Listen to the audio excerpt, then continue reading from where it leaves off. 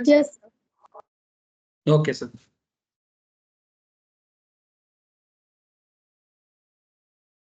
चलो so sir आज हम लोग एक न्यू टॉपिक स्टार्ट कर रहे हैं।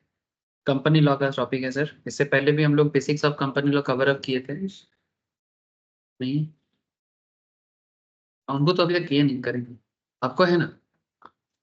इससे पहले हम लोग कंपनी लॉ में बेसिक्स कवर अप किए हैं। बट अब धीरे धीरे हम लोग एडवांस लेवल ऑफ डिस्कशन में चलते जाएंगे सर। अब एडवांस लेवल में जैसे एक टॉपिक आज बताएंगे, prospectus and allotment of securities. माने इसके बारे में आप लोग जानते हो, कैसे जानते हो? माने पढ़ने से पहले कैसे जान लेंगे सर? सर जानते हो, क्यों जानते हो मैं बताता हूँ, मैं लिंक करता हूँ आपको। देखो तो सर, आप लोग जब क्लास 12 में कंपनी अकाउंट्स करना स्टार्ट किए थे, उस टाइम पे भी ना आप लोग इस चीज के बारे में ना नॉलेज लिए थे। क्या नॉलेज था कि आप लोग कंपनी अकाउंट्स करने के टाइम पे शेयर एप्लीकेशंस का जर्नल एंट्री करते थे। ठीक है, शेयर अलॉटमेंट का जर्नल एंट्री करते थे, कॉल मनी का जर्नल एंट्री करते थे, है ना। फर्स्ट कॉल, फाइनल कॉल, इस तरह से। तो ये सब जो आप लोग करते थे, किस बेसिस में करते थे? किस डॉक्यूमेंट्स के बेसिस में करते थे? माने एप्लीकेशंस पहले जमा होगा, उसके बाद अलॉटमेंट होगा, उसके बाद फाइनल कॉल आएगा। अगर कुछ नहीं हुआ तो, टाइम पे पेमेंट नहीं हुआ तो फॉरफिट हो सकता है। ठीक है, वगैरह वगैरह। ठीक है, फिर फॉरफिचर अमाउंट को री इशू किया जाता है। ठीक है, ये जो पूरा कॉन्सेप्ट आप लोग अकाउंटेंसी में करते थे, इसके पीछे का मेन डॉक्यूमेंट्स क्या है? या फिर कंपनी जब शेयर इशू करता है तो शेयर इशू के बारे में कहाँ लिख के रखता है? और शेयर इशू कंपनी करने से ही तो नहीं होगा। शेयर होल्डर या सब्सक्राइबर जो कंपनी का शेयर सब्सक्राइब करना चाहता है, उसको भी तो स्टेट मैंने डॉक्यूमेंट्स के बारे में नॉलेज होना चाहिए। उस डॉक्यूमेंट्स के बारे में तो पता होना चाहिए कि भाई कंपनी का शेयर मार्केट में आ रहा है, या फिर कंपनी मार्केट में, जिसको हम लोग पॉपुलरली आज के डेट में आप लोग ऑलमोस्ट इतना दिन सुनते सुनते, या फिर थोड़ा बहुत नॉलेज सबको ही रखता है, क्योंकि जमाना थोड़ा पहले जैसा नहीं है आजकल। खबर मिलता है, जैसे शेयर मार्केट में आईपीओ का कॉन्सेप्ट चलता है, इनिशियल पब्लिक ऑफरिंग। अगर कोई कंपनी सेकंड टाइम मार्केट में शेयर लाना चाहता है, मैंने इशू करना चाहता है, थर्ड टाइम करना चाहता है, तो उसे कहते हैं फॉलो ऑन पब्लिक ऑफरिंग। ठीक है, फॉलो ऑन पब्लिक ऑफरिंग। तो ये जो कंपनी मार्केट में शेयर इशू करने के लिए जिस डॉक्यूमेंट्स के थ्रू से अपना सारा डिटेल्स के बारे में बताता है, ठीक है, इस पर्टिकुलर डॉक्यूमेंट्स को कहते हैं प्रोस्पेक्टस। इस ये बहुत ज्यादा अलग चीज नहीं है। आप जब कॉलेज में एडमिशन करते थे, या फिर जब इंस्टीट्यूट में एडमिशन किए होंगे, institute of cost, institute of chartered, institute of company secretaries, या फिर कोई भी, सपोज आप लोग एमबीए करते हो या बीकॉम करते हो, तो कॉलेज में एडमिशन करने से पहले भी ना कॉलेज का प्रोस्पेक्टस लोग देखता है। ठीक है, कोर्स का प्रोस्पेक्टस कि क्या पढ़ाया जाता है। ठीक है, आजकल तो लोग यूट्यूब वगैरह में बहुत सारा इंफॉर्मेशन ले लेते हैं कि ऐसे होते हैं, वैसे होते हैं। लेकिन हम लोग के टाइम पे तो इतना सुविधा नहीं था यूट्यूब वगैरह। तो हम लोग क्या करते थे, इंस्टीट्यूट को विजिट करते थे, कॉलेज को विजिट करते थे, विजिट करके 100 रुपीज 200 रुपीज से प्रोस्पेक्टस उठाते थे कॉलेज का। फिर प्रोस्पेक्टस में पढ़ते थे कि ये कॉलेज में क्या पढ़ाया जाएगा, पास करने के बाद क्या बता रहे कि क्या बन पाएंगे नहीं बन पाएंगे। ठीक है, कोर्स स्ट्रक्चर क्या है, सिलेबस क्या है। ठीक है, इसको हम लोग बोलते हैं कॉलेज प्रोस्पेक्टस या इंस्टीट्यूट का प्रोस्पेक्टस। ठीक है, तो सिमिलरली जब एक कंपनी भी अपना प्रोस्पेक्टस निकालते हैं, तो उस प्रोस्पेक्टस के अंदर क्या रहता है कि कंपनी क्या है, क्या काम करता है, शेयर को क्यों क्यों शेयर इशू करना चाहता है, कितना पैसा चाहिए। शेयर इशू करने का सिंपल क्या मतलब है, पैसा चाहिए कंपनी। कितना पैसा चाहिए, बिजनेस टू बिजनेस वैरी करता है। किसी को 200 करोड़ भी चाहिए होगा, किसी को 2000 करोड़ भी चाहिए होगा, किसी को 20,000 करोड़ भी चाहिए होगा। लेकिन सवाल ये उठता है, जिसको 200 करोड़ चाहिए, क्योंकि रकम कम है या अमाउंट कम है तो उसको दे दिया जाए, और क्योंकि कोई 20,000 करोड़ मांग रहा है तो उसको देने में दिक्कत होगा, ऐसा बात नहीं। ये फुल्ली डिपेंड करता है कि जो बिजनेस मार्केट से पैसा रेज करना चाहता है, उसके उसके अंदर दम कितना है। दमादम मस्त कलंदर। माने अगर बिजनेस पे दम होगा तो पब्लिक उसके बिजनेस का शेयर खरीदेगा। और अगर बिजनेस पे उतना दम नहीं होगा, या फिर दम जितना है उससे शेयर का दाम ज्यादा है, तो लोग शेयर खरीदेगा कम। माने वो जितना दम क्लेम कर रहा है, तो वो बोल रहे हैं कि मेरा शेयर तो 2-2 हजार में बिकना चाहिए, लेकिन लोग अगर इसको समझते हैं वैल्यू अरे, या जो भी शेयर होल्डर बनना चाहता है कंपनी का, उसको लगता है कि 1000 होना चाहिए, 2000 नहीं होना चाहिए, तो कम सब्सक्रिप्शन होगा, और कम सब्सक्रिप्शन होने से शेयर का दाम गिर जाएगा। क्योंकि ऑटोमेटिक बात है, जिसका डिमांड होता है दाम उसका बढ़ता है, जिसका डिमांड कम होगा उसका दाम ऑटोमेटिकली गिरेगा। ठीक है, अब ये सब चीजें आप लोगों को समझ में को मिलेगा। तो कहीं ना कहीं ये जो टॉपिक है, ये शेयर मार्केट के बारे में नहीं है, बट शेयर मार्केट का लीगल प्रोसेस को समझने के लिए। ठीक है, तो बहुत ही मजेदार और इंटरेस्टिंग चैप्टर है। चलो स्क्रीन शेयर करता हूं और सीधा पॉइंट पे आता हूं। देख, सबको दिख रहा होगा स्क्रीन? हेलो? Yes sir. ठीक है सर। तो prospectus and allotment of securities, ये है टॉपिक का नाम, और इस टॉपिक में आपको मैं प्रोस्पेक्टस के बारे में सीधा पॉइंट पे लाता हूँ सर। तो जो बात मैं आपको अभी नॉर्मल भाषा में करने का कोशिश कर रहा था, उसी भाषा में, उसी को थोड़ा सा लीगल भाषा में क्या बोलता है देखो। This chapter explain the provisions of chapter 3 of the companies act 2013। Chapter 3 of companies act 2013 के अंदर जो प्रोविजंस है, उस चीज को ये चैप्टर एक्सप्लेन करता है। सर ये कौन सा चैप्टर, कहाँ का चैप्टर? सर ये चैप्टर एक्ट का चैप्टर। ठीक है, जैसे एक्ट के अंदर सेक्शन होता है, सबसेक्शन होता है, वैसे एक्ट के अंदर चैप्टर्स भी होते हैं। तो कंपनीज एक्ट 2013 का जो चैप्टर 3 है, उसमें जो प्रोविजंस हैं, उसका एक्सप्लेनेशन जो है वो prospectus and allotment of securities में दिया गया है। ठीक है, जिसको हम लोग यहाँ पर इन दिस एक्ट या दिस एक्ट बोल के बोले। दिस एक्ट बोलने से ये समझ जाना कि कंपनीज एक्ट के बारे में ही बात किया जा रहा है। ये जो इसमें जो सेक्शन का एरिया कवर किया गया है, that is section 23 to section 42। Sir याद रखना जरूरी है एकदम 100%। ठीक है, एकदम लिखते लिखते पढ़ो इंपॉर्टेंट पॉइंट्स को। सेक्शन 23 से लेके 42 तक इस सेक्शन को एक्सप्लेन किया गया है। ठीक है, prospectus and allotment of securities के बारे में बात किया गया है। क्या डील करता है section? Section 23 to 42 dealing with the prospectus and allotment of securities. Due to the inherent difference between the nature of public and private companies, in addition to restriction on the latter माने private companies, Chapter 3 of the Act contained the provisions for issue of securities under two distinct headings. Distinct माने अलग अलग headings में बात करता है। Part 1 में बात किया गया पब्लिक ऑफर के बारे में, और Part 2 में बात किया गया प्राइवेट प्लेसमेंट के बारे में। पब्लिक ऑफर क्या है और प्राइवेट प्लेसमेंट क्या है? सर पब्लिक ऑफर जो है 23 से 41 में एक्सप्लेन किया गया, और प्राइवेट प्लेसमेंट जो है उसको सेक्शन 42 में एक्सप्लेन किया गया। सर क्या है, क्या एक्सप्लेन, समझ में नहीं आ रहा है? चलो एक काम करते हैं, आप लोगों को थोड़ा मैं सिंप्लीफाई करने का कोशिश करता हूँ, तो एकदम समझ में आ जाए। इसके लिए आप लोग भी खुद भी ट्राई कर सकते हो, सिर्फ मेरे भरोसे ही रहना नहीं है। मैं आपको डायरेक्टली दिखाता हूँ कैसे आप कर सकते हो। से फॉर एग्जांपल मेरे पास दो उपाय है, डायरेक्टली सेबी के साइट में भी जाके कर सकते हो, और अगर आप सेबी के साइट क्योंकि बड़ा होता है तो आप सेबी के साइट में ना जाके एक दूसरा उपाय भी ले सकते हो। गूगल में आप सर्च करो जीरोधा आईपीओ बोल के। ठीक है, फिर यहाँ पे क्लिक करो, क्लिक करके थोड़ा सा नीचे आ जाओ। मार्केट में जो भी कंपनी अपना आईपीओ लेके आने के बारे में सोच रहे हैं, वो जीरोधा आप स्टॉक्स जैसे कंपनीज भी अपने वेबसाइट में लोड करता है, और ये ना ओपनली रहता है, कोई लॉगिन वगैरह का जरूरत नहीं है। ठीक है, तो आप देख सकते हैं यहाँ पर अपकमिंग आईपीओस में रूल का इलेक्ट्रॉनिक्स बोल के कोई कंपनी है, फोक फोक फूड्स ऐसा कुछ एक नाम है, HOAC फूड्स इंडिया लिमिटेड, इसका ऑलरेडी मार्केट में आ चुका है। फिर ऐसे और भी चीजें रिसेंटली, और भी कुछ कंपनीज, गो डिजिट, ठीक है, इसका ऑलरेडी हो चुका है, लिस्टेड प्रोसेस कंप्लीट हो गया। गो डिजिट ये आपका विराट कोहली इसका एडवर्टाइजमेंट करता है, इंश्योरेंस कंपनी है। आज ही कंप्लीट हुआ, आईपीओ आज क्लोज हुआ इसका। ठीक है, 5:30 बजे क्लोज होता है नॉर्मली, या तो मार्केट आवर में। तो go digit, do the digit digit digit insurance ऐसा करके विराट कोहली एडवर्टाइजमेंट करता है। सर क्या करता है कंपनी देखो, आईपीओ 15 से 17 मई तक चला, माने इसका एप्लीकेशंस। ठीक है, आईपीओ चला माने एप्लीकेशन चला। लिस्टिंग डेट है 23 मई को। तो देखिएगा 23 मई को क्या होता है, क्या लगता है आपको, क्या लगता है सर कि ये लिस्टिंग गेन करेगा? मॉडरेट, थोड़ा बहुत करेगा, बहुत ज्यादा नहीं, थोड़ा बहुत करेगा।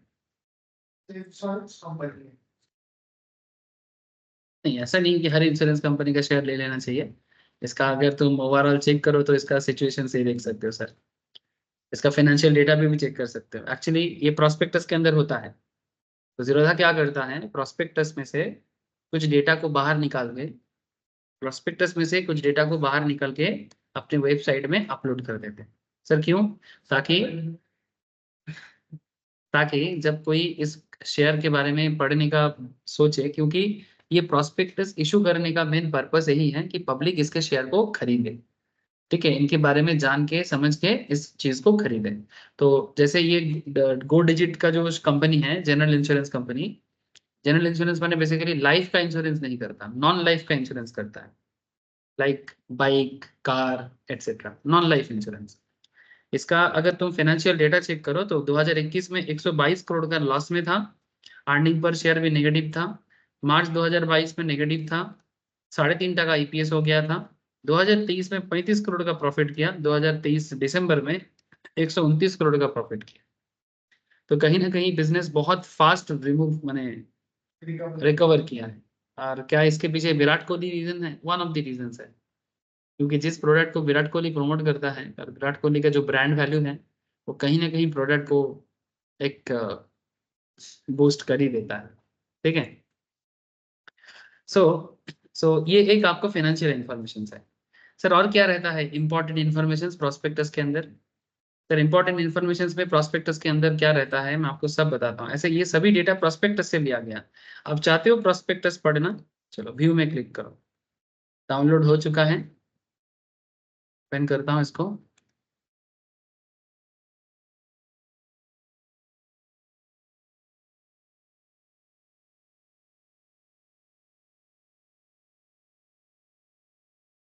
यस, आई थिंक स्क्रीन में सभी को दिख रहा है। सर क्या दिखा दिखा रहे हो? सर मैं आपको ये दिखा रहा हूँ कि प्रोस्पेक्टस आप जो चैप्टर में पढ़ रहे हो, ठीक है, चैप्टर का नाम क्या है? प्रोस्पेक्टस। ठीक है, चैप्टर का नाम क्या है? प्रोस्पेक्टस। और मैं आपको क्या दिखा रहा हूँ? प्रोस्पेक्टस। ठीक है, तो जो चैप्टर में है उसको आप रियल में देखो। ये जो लॉ बनाया गया है, ये लॉ कोई मैंने किताब में सजा के नहीं, सजाने के लिए नहीं होता है सर, इसको रियल में यूज करने के लिए होता है। ऐसा नहीं कि चैप्टर में दे दिया, हमको हमने पढ़ लिया और एग्जाम पास करके अपने आप को हुनू मान रहे हैं, लेकिन वास्तव में पता ही नहीं है कि उसका क्या काम होता है।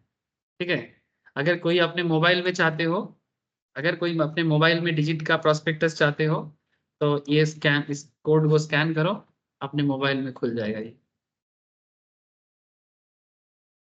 ठीक है, अगर कोई अपने मोबाइल में इसको खोलना चाहता है, इसको स्कैन करे और डिजिट का जो प्रोस्पेक्टस है अपने मोबाइल में ले ले और घर पे बैठे बैठे देखें। लेकिन ऐसे और फायदा नहीं है, क्योंकि बिजनेस तो डिटेल्स इसका हो चुका है आज आईपीओ लेने के लिए। लेकिन आप इधर ध्यान दो, चलो कंपनीज एक्ट में ध्यान दो। शेयर मार्केट का नाम सुनते ही सबको एकदम लालच आ जाता है। सर किसी को तो आ नहीं रहा है, आपको ही आ रहा है। Red herring prospectus. ठीक है, क्या लिखा है section? Companies act 2013, 100% book building offer. Book building का मतलब क्या है सर? सर बुक बिल्डर बोलते हैं जो इस पूरा सिस्टम को डेवलप करेगा। माने कौन? डिजिट को जितना पैसा चाहिए मार्केट से, ठीक है, डिजिट को कितना शेयर इशू करना है, ऑफर फॉर सेल, देखो यहाँ पर लिखा है बा, देखो, ये देखो कितना इशू साइज है। Up to equity share of face value of ₹10 is aggregating up to 11,250 million. इतना शेयर इशू फ्रेशली इशू कर रहा है। और ऑफर फॉर सेल बने up to 54 lakh 70, sorry 5,47,67,6,399 equity shares, जिसका फेस वैल्यू 10% करके इतना शेयर ऑफर फॉर सेल कर रहा है। सर ये क्या होता है? ये सभी आप लोगों को इस चैप्टर के अंदर पढ़ा जाता है। लेकिन अगर आप मुझे पूछोगे सर क्या है, मैं अभी आपको भी अभी भी बता सकता हूँ कि ऑफर फॉर सेल का मतलब होता है कि जो ऑलरेडी एग्जिस्टिंग शेयर होल्डर है, वो जब अपना शेयर बेचना चाहता है, तो अभी जो भी लोग परचेज करेगा, इनके इनको पैसा देगा, तो ऑफर फॉर सेल में जितना शेयर है वो उनको सेल हो जाएगा, और जो पुराना शेयर होल्डर है उनको इतना दिन इन्वेस्टमेंट करके प्रॉफिट करके निकलने का मौका मिलेगा। और कंपनी इतना फ्रेश इशू भी कर रहा है। टोटल ऑफर साइज का डिटेल्स भी दिया है, up to equity shares of face value 10 each aggregating up to rupees something million, जिसमें ये दोनों को ऐड करके आ जाएगा। ये जो 11,250 मिलियन और उधर नंबर ऑफ शेयर्स का डेटा दिया है। ठीक है, इसको यहाँ पर शॉर्ट में देखोगे तो शायद थोड़ा सा आपको इजी अंडरस्टैंडिंग हो जाए।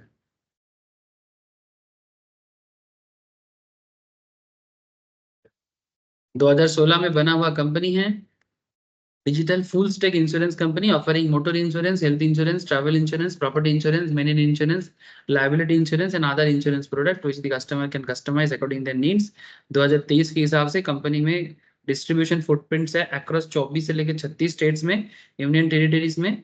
रिलेशनशिप ऑफ इतना की डिस्ट्रीब्यूशन पार्टनर है इनका, इंक्लूडिंग अप्रोक्सीमेटली इतना कॉर्पोरेट एजेंट्स वगैरह सब बिजनेस के बारे में दिया हुआ है। इशू साइज, हाँ वही मैं ढूंढ रहा था, what is the issue size of the digital insurance. देखो जो मैं आपको डेटा पढ़ाया, द 2614.65 करोड़ पब्लिक ऑफर है टोटल। पब्लिक को ऑफर कर रहा है 2114.65 करोड़ पब्लिक ऑफर, जिसमें फ्रेश इक्विटी इशू कितना कर रहा है 1125 करोड़ का। ठीक है, फ्रेश इक्विटी इशू कर रहा है 1125 करोड़ का। और ऑफर फॉर सेल में नंबर ऑफ शेयर का जो डेटा दिया है उसको अगर तुम मनी वैल्यू में कन्वर्ट करोगे तो वैल्यूएशन है 1489.65, यानी इतना वैल्यू का शेयर जो पुराना शेयर होल्डर है वो निकलेगा। क्या लिखा है, from existing share holder. Existing share holder इतना नंबर ऑफ इतना वैल्यू का शेयर दे के निकलना चाहता है। ठीक है, और फ्रेश इशू कर रहा है, मैंने फ्रेश इशू माने कंपनी इतना दिन तो प्राइवेटली काम कर रहा था, तो कंपनी जो अपना शेयर कैपिटल बनाया उसमें से 1125 करोड़ का अमाउंट फ्रेशली इशू कर रहा है, जो अपने बिजनेस पे लगाएगा, जो अपने बिजनेस पे वो लगाएगा। जितना नंबर ऑफ शेयर्स डिसाइड करने का 50% से कम हो, इतना नंबर ऑफ शेयर उसने डिसाइड किया, उसका 50% तो कम हो गया ये। सर वो देखना पड़ेगा, मैंने नंबर ऑफ शेयर्स टोटल कितना है वो डेटा अगर तुम पूरा पढ़ोगे तो समझ में आएगा कि कितना उसके पास टोटल शेयर था, उसमें ऑफर पर सेल कितना कर रहा है। मतलब ये 1125 1125 ये तो नंबर ऑफ शेयर्स नहीं है, ये तो करोड़ में है। फ्रेश इक्विटी शेयर जिसका वोट है 1125 करोड़ का शेयर, वो फ्रेश इशू कर रहा है। मैंने टोटल कंपनी को मार्केट से 1125 करोड़ चाहिए, मैंने उतना शेयर अभी इशू होगा। अब नंबर इसको अगर मिनिमम फेस वैल्यू से डिवाइड करोगे तो जितना नंबर ऑफ शेयर होता है उतना नंबर ऑफ शेयर उसको मार्केट में इशू करना पड़ेगा। और ये जो अभी आपको मैं जो कितना लाख शेयर के बारे में बोल रहा था ना, उसका जो वोट है उसको वैल्यूएशन है 1489.65 करोड़ का, जो पुराना शेयर होल्डर सेल करके निकल जाएगा कंपनी से। फिर ये निकलेगा कि नहीं निकलेगा, मैंने कितना पैसा इनको मिलेगा, ये डिपेंड करता है कि कंपनी का शेयर अगर लोग परचेज करेगा तो। सर अगर नहीं किया तो, सर अगर नहीं किया तो रिस्क है। कैसा रिस्क है मैं समझाता हूँ आपको। ये बहुत प्रैक्टिकल कॉन्सेप्ट है, अगर समझ में आ जाए तो जिंदगी बन जाए सर। जैसे क्या क्या होता है, देखो ये देखो, गो डिजिट इन्फो वर्क, ये देखो पूरा डिटेल्स है। Promoter selling share holders, promoter माने जो बिजनेस को स्टार्टिंग में बनाया था, वो अपने परसेंटेज का 54 lakh sorry 5 crore 47 lakh 55,614 equity shares, 10% face value है, इतना शेयर वो बेच रहा है। नंबर ऑफ इक्विटी शेयर और face value of 10 each offered, up to 4,000 equity shares और फेस वैल्यू ये भी ऑफर कर रहा है अदर सेलिंग शेयर होल्डर्स। मैंने प्रोमोटर है, अदर सेलिंग शेयर होल्डर्स है, अदर सेलिंग शेयर होल्डर्स है, अदर सेलिंग में कौन कौन है उसका नाम भी दे दे कि कौन कौन शेयर होल्डर शेयर मार्केट में कितना नंबर ऑफ शेयर बेचना चाहता है, ऑफर फॉर सेल कर रहा है। मैंने मैं ऑफर कर रहा हूँ कि मेरे पास इतना शेयर है, क्या आप कंपनी का शेयर लेना चाहते हो। Say for example Nikita Mihir Vakaria jointly with Mihir Atul Vakaria, ठीक है, इनका 4,000 इक्विटी शेयर है गो डिजिट के पास। ठीक है, गो डिजिट का 4,000 शेयर ये होल्ड करता है। ठीक है, 4,000 शेयर का अभी जो मार्केट प्राइस होगा, अब जितने दाम पे मार्केट में प्राइस है, अब आईपीओ में कितना दाम रखा है, अप्रोक्स 250 समथिंग दाम रखा है। ठीक है, अब 4,000 शेयर जब ये मार्केट में बेचेगा तो 4,000 इंटू 250 करके इन लोगों को मिल जाएगा। कितना होता है हिसाब लगाओ, ये जो हाँ 100 और इधर हो गया 3 और 4 4 2 6 10 लाख 10 लाख 25 और 4 में कितना होता है 100 100 और उधर 3 और एक चार चार चार, 1 2 3 4, 6 हो गया 10 लाख। ठीक है, तो ये 10 लाख का वैल्यूएशन का अमाउंट इनको मिल जाएगा जो प्रॉफिटेबल बने, कैपिटल गेन है। अब कैपिटल गेन कितना है वो देखना पड़ेगा कि जब वो शेयर को लिया था तो उसका कितना दाम था। 200 से कम ही होगा, मैं बोलता हूँ कम से कम 50, 40-50 में लिया हो, क्योंकि उसके पास जितना शेयर है ये कंपनी के इनिशियल टाइम पे ही होगा, 2016 वगैरह में ही ये कंपनी में इन्वेस्ट किया था। 40-50 होगा, मतलब पर शेयर में 200 तो आराम से कमा रहा है, 100%। ऐसे पता नहीं है कि जब ये आया था प्राइवेटली क्या शेयर का दाम था, उसका डेटा भी यहाँ पर है नहीं, लेकिन उसका भी डेटा मिल जाएगा अगर कोई चाहेगा तो। लेकिन आपको मैं क्या समझाने का कोशिश कर रहा हूँ, आपको समझ में आ रहा है सर? ठीक है, ये कॉन्सेप्ट एकदम क्लियर कर लो कि जो भी ऑफर फॉर सेल क्या होता है ये आगे जाके आपको सेक्शन वाइज भी पढ़ना पड़ेगा, लेकिन अगर आप चीज को फील कर लो, समझ लो, प्रोस्पेक्टस रीड करना आ जाए तो आपके लिए हर चीज एकदम सिंपल हो जाता है। लॉ आपको दर्द नहीं करेगा, उल्टा आप लॉ को दर्द करोगे। ठीक है, ये बात देखो सर, मेरे हिसाब से ना पढ़ाई में मजा आना चाहिए, समझ में आना चाहिए, नहीं तो भी ये पढ़ाई ना बेकार है एकदम। अच्छा, देखो वेटेड एवरेज कॉस्ट ऑफ, अच्छा सॉरी सॉरी मैं भी पागल की तरह बोल रहा हूँ, ये देखो एवरेज कॉस्ट ऑफ एक्विजिशन तो दे के रखा है, 172 में लिया। प्रोमोटर 13 में लिया था जब स्टार्ट किया था बिजनेस, तब एक एक शेयर का दाम था 13.57। निकुंज हिरेंद्र शाह ये लोगों को 250 करके मिला था, और सुब्रमण्यम ये लोगों को 221 करके मिला था। फेस वैल्यू 10 ही है, लेकिन ये सब प्रीमियम प्राइस है। उसमें प्रोमोटर जब स्टार्ट किया था उनका एक एक शेयर का दाम था 13, 32। तो प्रोमोटर का तो बल्ले बल्ले। ठीक है,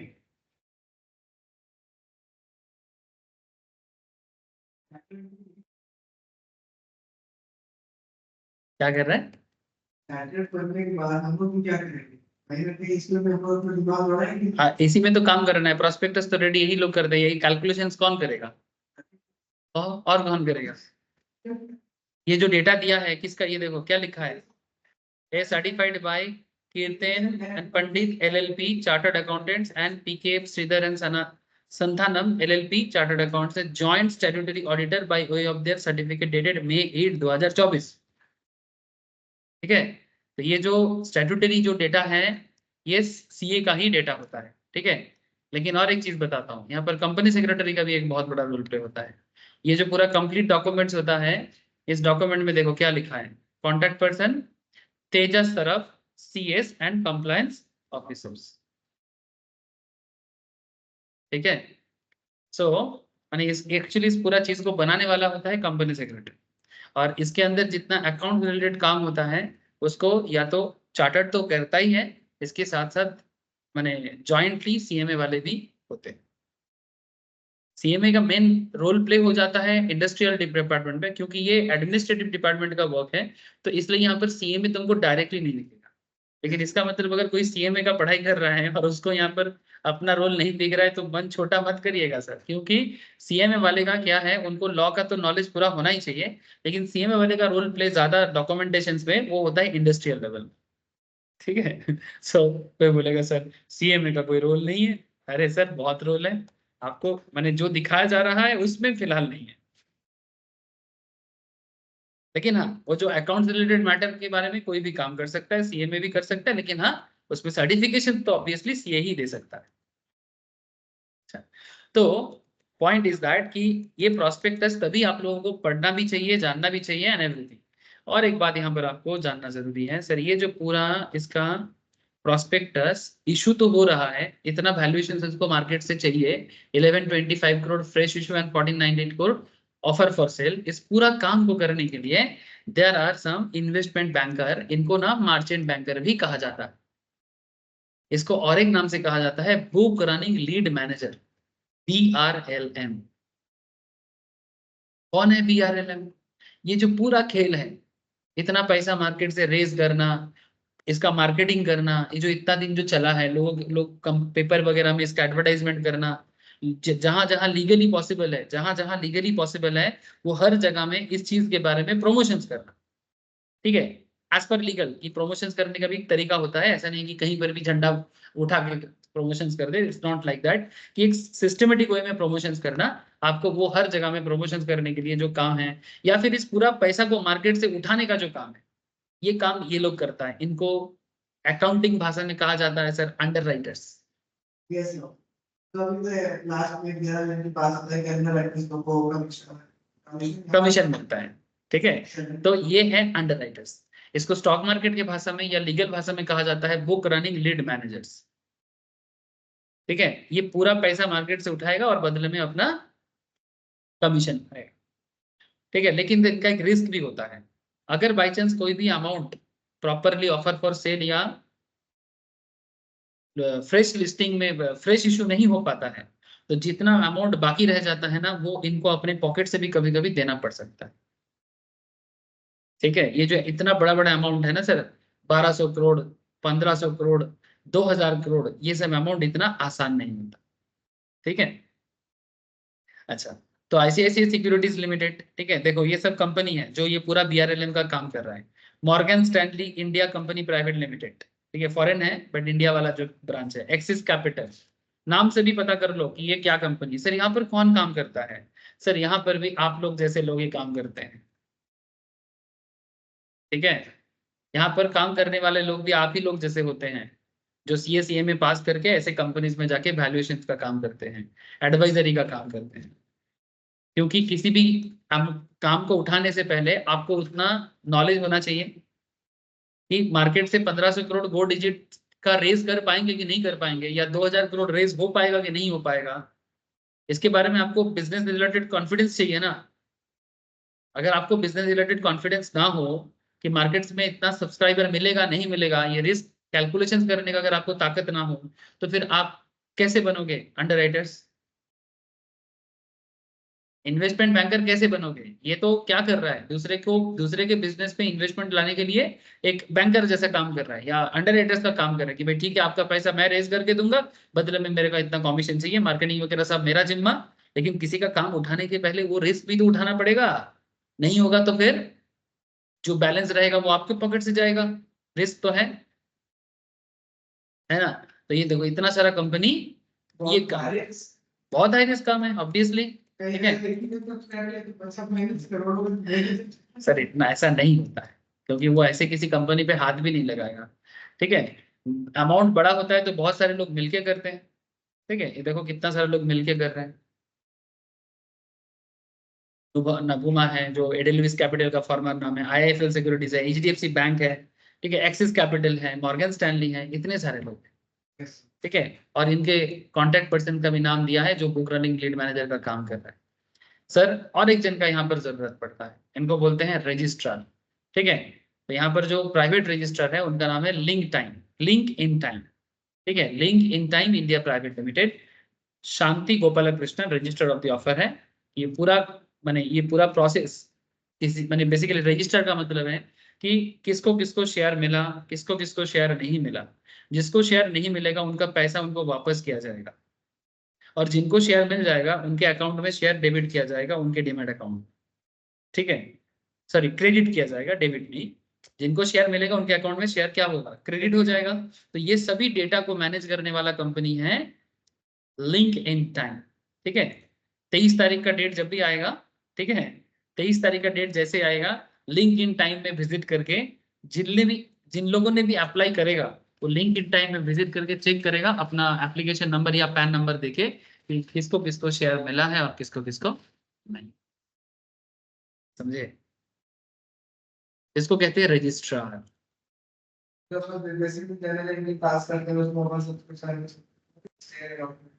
हाँ, मैंने वो सारा चीज देख लेगा कि अब रजिस्टर को पता चल जाएगा कि अब जर्नल एंट्री में तो अकाउंटिंग पास होगा, अगर एक्स्ट्रा ओवर सब्सक्रिप्शन हो जाएगा तो फिर अगर प्रोराटा अलॉटमेंट का ऑप्शन इधर भी होता है, जिसको आप यहाँ पर बोला जाता है ग्रीन शो ऑप्शन।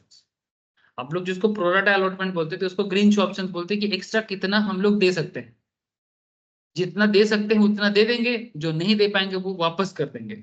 और जिनका पैसा लिया गया था उनका पैसा वापस कर दिया जाएगा, क्योंकि उनको शेयर नहीं मिला, तो ऐसा नहीं कि वो पैसा कहीं इधर उधर खर्चा करेगा, ऐसा नहीं है, ठीक है। जिनको नहीं मिलेगा उनका पैसा वापस हो जाएगा। इवन अगर शेयर नहीं मिलता है तो बैंक अकाउंट से पैसा काटता भी नहीं। बैंक अकाउंट में जब भी आप आईपीओ के लिए अप्लाई करते हो तो बैंक अकाउंट में शेयर को उस पर्टिकुलर अमाउंट को लियन किया जाता है। लियन का मतलब होता है कि वो अकाउंट से, अकाउंट के बैलेंस से तो डिडक्ट हो जाता है, अकाउंट के बैलेंस से तो डिडक्ट हो जाता है, लेकिन बैंक अकाउंट उस पर दिखाता है कि सपोज आपने 250 करके 13-15 जितना भी शेयर है अप्लाई किया, मोटा मोटी एक लॉट में 14-15 हजार का वैल्यू रखता है। ठीक है, तो आपके अकाउंट से अगर आप एक लॉट अप्लाई करते हो, 1 लॉट ऑफ शेयर्स, तो 14 की 15,000 के आसपास के अमाउंट आपके बैंक अकाउंट में दिखा जाएगा। और वो बैंक अकाउंट क्या करेगा, बैंक अकाउंट में लियन क्रिएट करेगा। लियन माने आपके कंट्रोल से वो बाहर चला जाएगा, बैंक के कंट्रोल में आ जाएगा। अगर शेयर मिलता है तो बैंक वो पैसा डिडक्ट कर देगा, माने आपको और पैसा नहीं दिखेगा आपके अकाउंट में। अगर आपको नहीं मिलता है तो रजिस्टर बोल देगा कि हमने इनको नहीं दिया, तो जैसे ही रजिस्टर ये बात बैंक को बता देगा, संगे संग बैंक आपका पैसा आपके अकाउंट में वापस क्रेडिट कर। तो डरने वाला कोई बात नहीं है कि मेरा पैसा अगर वापस मेरे को, ऐसा मैंने कोई सोचता है सर अगर मैंने अप्लाई किया, शेयर भी नहीं मिला और पैसा भी नहीं काटा, पैसा भी कट गया, अगर ऐसा हुआ तो सर ऐसा नहीं हुआ। टेक्निकल ग्लिचेस में कोई इश्यूज हो गया अलग बात है, बट ऐसा नहीं होता। ठीक है, तो आप लोग अगर मार्केट को समझते हो, स्टॉक को समझते हो, तो बेफिक्र होके काम कर सकते हो। और अगर आपको प्रोस्पेक्टस पढ़ना आता हो तब तो बात ही अलग अलग हो जाता है ना सर, है ना, क्योंकि प्रोस्पेक्टस पढ़ के आपको बिजनेस के बारे में पूरा नॉलेज हो जाए। ठीक है सर, प्रोस्पेक्टस में और क्या रहता है सर, ये तो हो गया पहले पूरा रूल्स रेगुलेशन सेबी वगैरह सब कुछ दे देता है। ओरिजिनल प्रोस्पेक्टस दिखा रहा हूँ, घर पे भी देखिएगा। ठीक है, बाकी जितना और नीचे आओगे आप धीरे धीरे पूरे बिजनेस के बारे में बोल के रखा है सर। ठीक है, थोड़ा और नीचे जाओ, बिजनेस का पूरा फाइनेंशियल मैटर डिस्कस करके रखा है। क्योंकि इंश्योरेंस बिजनेस है तो इसका आईआरडीआई के साथ क्या क्या कनेक्शन है वो भी बताएगा, क्योंकि इंश्योरेंस कंपनी है तो आईआरडीआई का पूरा चीज फॉलो कर रहे हैं कि नहीं ये देखेगा। ये देखो यहाँ पर कंपनी का पूरा अकाउंटिंग स्टेटमेंट्स शेड्यूल 12 के हिसाब से, आप लोग शेड्यूल 12 के हिसाब से पूरा इसका डिटेल्स दिया है। रिस्टेटेड एडवांस एंड अदर एसेट्स, ये कितना एडवांस दिया, कितना अदर एसेट है कंपनी के पास, ईच एंड एवरीथिंग यहाँ पर मेंशन किया है, पूरा अकाउंटिंग डिटेल्स है। ऑडिटिंग रिपोर्ट रहता है। ठीक है, क्योंकि इंश्योरेंस बिजनेस है तो इंश्योरेंस का अकाउंटिंग सिस्टम थोड़ा अलग रहता है, तो जिस तरह से करना चाहिए वो पूरा उसी तरह से यहाँ पर इंफॉर्मेशन को लेके रखा। अब अगर आपको अकाउंट्स पढ़ना आता है तो ही जाके आप इसको पढ़ के समझ पाओगे, और अगर आपको नहीं आता तो फिर कुछ नहीं कर पाओगे। ठीक है, ऐसे तो मैं समय समय में आप लोगों को दिखाता रहूंगा। ठीक है, समय समय पे आप लोगों को दिखाता भी रहूंगा, और आप लोग भी अपने इंटरेस्ट क्रिएट करके प्रोस्पेक्टस पढ़ो। इसीलिए मैं नॉर्मली क्या बोलता हूँ, शेयर मार्केट में पैसा लगाने का आदत बनाओ। सर माँ बाबा अगर सुन रहे हैं तो बोलेगा कि जबरदस्ती मेरे बच्चे को शेयर मार्केट में धकेल रहे हैं, ऐसा नहीं है। शेयर मार्केट के बारे में जानने का मतलब ये नहीं है कि आपको पैसा ही वहां से कमाना हो। थोड़ा बहुत पैसा लगा के मार्केट के बारे में सेंस क्रिएट करने से आपकी पढ़ाई में भी हेल्प होता है, क्योंकि आगे जाके as a chartered, as a company secretary, as a cost accountant आप लोगों ने यही सब एरिया को डील करना होता है। और अगर आप ये सब चीज को प्रैक्टिकली फील कर सकते हो ना, तो आप हमेशा समय से थोड़ा आगे ही रहोगे। जब बाकी बच्चे सोचेगा कि क्या पढ़े थे भूल गए हैं, आप कभी नहीं भूल सकते इतना दिन इंटर कब पढ़ा था। मानो फाइनल के बाद नौकरी में ज्वाइन करने जा रहे हो, इंटरव्यू का प्रिपरेशन ले रहे हो, अरे क्या प्रिपरेशन ले रहा है। अगर अपना काम मैंने जो पढ़ाई कर रहे हो उसके साथ रिलेटेड चीज के साथ जुड़े हुए रहेगा ना, तो तुमको अलग से इतना दिमाग माथा खराब करने का जरूरत नहीं होगा। थोड़ा बहुत ठीक है सेक्शन थोड़ा देख लेते हैं, काम तो पता ही है क्या काम पे आता है। समझ में आ रहा है सर, सेक्शन भूल सकते हो लेकिन यूज तो नहीं भूलोगे ना। कि हमने कभी प्रोस्पेक्टस के चैप्टर पढ़े थे, सेक्शन 23 से लेके 41 तक डिस्कस पढ़े थे, उसमें सेक्शन 32 में रेड हेरिंग प्रोस्पेक्टस के बारे में पढ़े थे। शायद सेक्शन भूल सकते हो, लेकिन प्रोस्पेक्टस का यूज क्या है, प्रोस्पेक्टस का काम क्या है, ये तो नहीं भूलना चाहिए, है ना। और अगर आप मार्केट के साथ जुड़े रहते हो ना, आईपीओ वगैरह के साथ हमेशा जुड़े रहते हो, पैसा नहीं लगाते देखते रहते हो, थोड़ा बहुत पैसा लगाने से क्या है ना, थोड़ा बहुत पैसा लगाने से आप कहीं ना कहीं कनेक्टेड रहो। ठीक है, 4-5 हजार पैसा अकाउंट खोलो, एक डिमैट अकाउंट खोल के 4-5 हजार टका रखो, थोड़ा बहुत शेयर में खरीदी बेची करो, मार्केट ट्रैक करने का एक आदत बनाओ, इट्स गुड हैबिट। मैं नहीं बोल रहा हूँ, इंस्टीट्यूट भी बोलते हैं। ठीक है, इकोनॉमिक टाइम्स पढ़ो, मिंट पढ़ो, बिजनेस स्टैंडर्ड्स पढ़ो। क्यों बोलते हैं? ताकि आप लोगों को प्रैक्टिकल सेंस डेवलप हो जाए। नहीं तो आप क्या पढ़ रहे हो आपको पता नहीं है, और फालतू की तरह रट्टा लगाते जा रहे हो। कितना रटेगा भाई?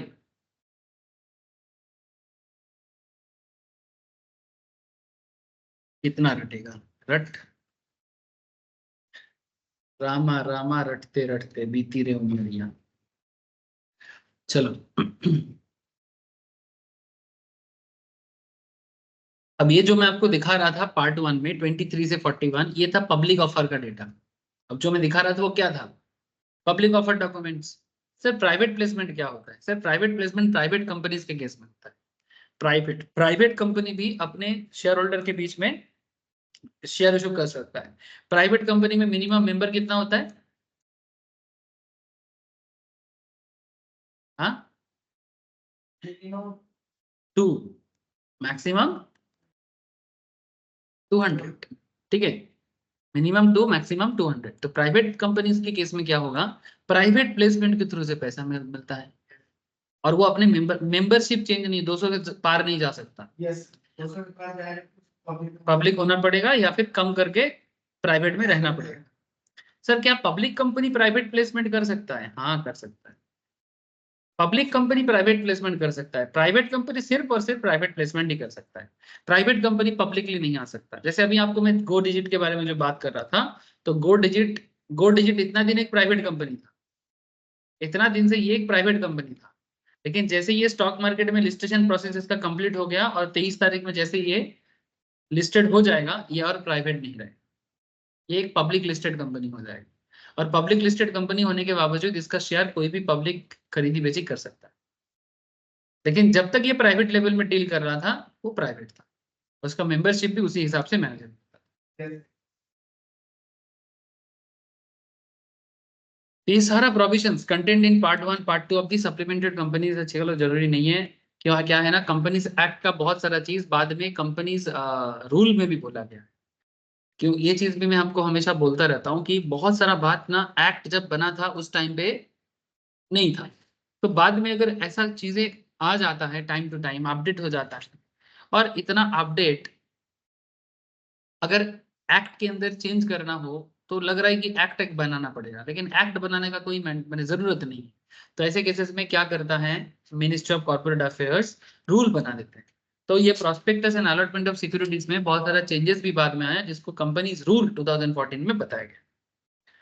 तो prospectus and allotment of security section 23 से 42 के बारे में जो बोला गया है, इसमें बोलता है कि issue of prospectus and related matters 23, 26, 29, 31, 32, 25, 28, 7, 27 and 40। Sir रटना है क्या? हाँ, सेक्शन थोड़ा रटना है। अलॉटमेंट ऑफ सिक्योरिटीज सेक्शन 39, मैंने शेयर अलॉटमेंट का जो प्रोसेस है सेक्शन 39। पेनल्टीज अगर कोई भी काम ढंग से नहीं होता है, 34, 35, 36, 37 एंड 447, ये तो फ्रॉड का है। 447 कंपनीज एक्ट में फ्रॉड का सेक्शन है। धोखाधड़ी करेगा 447 में सजा काटेगा। अच्छा, प्राइवेट प्लेसमेंट सेक्शन 42। तो क्या कहता है, पब्लिक कंपनी के लिए भी लागू होता है, प्राइवेट के लिए भी लागू होता है। क्या बोला, section 447 contains provision relating to punishment for fraud. ठीक है, जालीबाजी करेगा तो जेल में जाएगा। सेक्शन 43 से लेके 42 कहता है, one of the advantage that a company has over the forms of business it is ability to raise capital। तो कंपनी का जो फॉर्मेशन है, माने कंपनी जो कैरेक्टर है, जो हम लोग कंपनीज के बेसिक्स में पढ़े हैं कि कंपनी क्यों बनाया जाए, क्यों एक सोल प्रोप्राइटरशिप बिजनेस को क्या एडवांटेज नहीं है, एक पार्टनरशिप बिजनेस को क्या एडवांटेज नहीं है। ये एडवांटेज नहीं है कि वो मार्केट से कैपिटल रेज नहीं कर सकता। कोई अगर प्यार से रिश्तेदार वगैरह कुछ दे दिया वो अलग बात है, ठीक है, लेकिन मार्केट में एकदम ऑर्गेनाइज तरीके से अगर आपको फंड रेज करना है, तो वो सिर्फ आपको कंपनी ही दे सकता है। तो one of the advantage that a company has ever over the forms of business is it ability to raise capital. हाँ, एक चीज है कि पार्टनरशिप में आजकल एलएलपी आया है, वहां पर एलएलपी पार्टनरशिप बिजनेस को भी थोड़ा बहुत मौका मिल रहा है, लेकिन फिर भी कंपनी से वो हमेशा थोड़ा पीछे ही रहे। इसके पीछे भी रीजन बोला था ना, क्योंकि पार्टनरशिप का बेसिक कैरेक्टर में पार्टनरशिप है, शेयर होल्डर नहीं। तो अगर कोई आपके बिजनेस में पैसा लगाता है तो वो आपके बिजनेस में पार्टनर तो नहीं बन सकता। पार्टनरशिप में फिर भी लिमिटेशन है, क्योंकि आप एक सर्टेन अमाउंट के ज्यादा पार्टनरशिप मैनेज नहीं कर सकते। लेकिन कंपनीज के केस में क्या, अनलिमिटेड शेयर होल्डर हो जाए, अगर पब्लिक कंपनी हो तो अनलिमिटेड शेयर होल्डर हो जाए, अनलिमिटेड लोग पैसा दे सकता है, तो ग्रोथ करने का मौका कंपनी जैसा और कोई आपको नहीं दे सकता। ठीक है। So when the capital is raised from the public at large, it is done through a public offer. And जो आपको मैं already दिखाया, public offer documents ही दिखा रहा था. Yes, sir. And it is raised from a selected group of identified person. It is carried out through a private placement also of securities, where the capital is raised from public at large through public offer, and advertisement shall be issued in accordance with applicable provisions to protect the prospective investors from fraud. माने जब public को पैसा raise करने के लिए बोला जाता है प्रोस्पेक्टस के थ्रू से, तो उसमें इन्वेस्टर को फ्रॉड से भी रोकने का एक प्रोटेक्शन होना चाहिए कि क्या अगर किसी को फ्रॉड कर लिया किसी इन्वेस्टर को, तो उसके पीछे क्या होगा। Securities are allotted through those applications that are received in full. जिनका पैसा कंपनी को प्रॉपरली मिलेगा, कंपनी सिर्फ उसी को शेयर अलॉट करेगा इन अकॉर्डेंस विद एडवर्टाइजमेंट इशूड। जो एडवर्टाइजमेंट इशू किया था सर, कौन सा एडवर्टाइजमेंट इशू किया था सर, ये वाला, क्योंकि पब्लिक को कंपनीज के बारे में जो शेयर के डिटेल्स मिलता है वो इसके आईपीओ के एडवर्टाइजमेंट से ही मिलता है। ठीक है, तो इसलिए एडवर्टाइजमेंट में क्या बोला गया उसी हिसाब से आपको अलॉटमेंट प्रोसेस में भी काम करना पड़ेगा।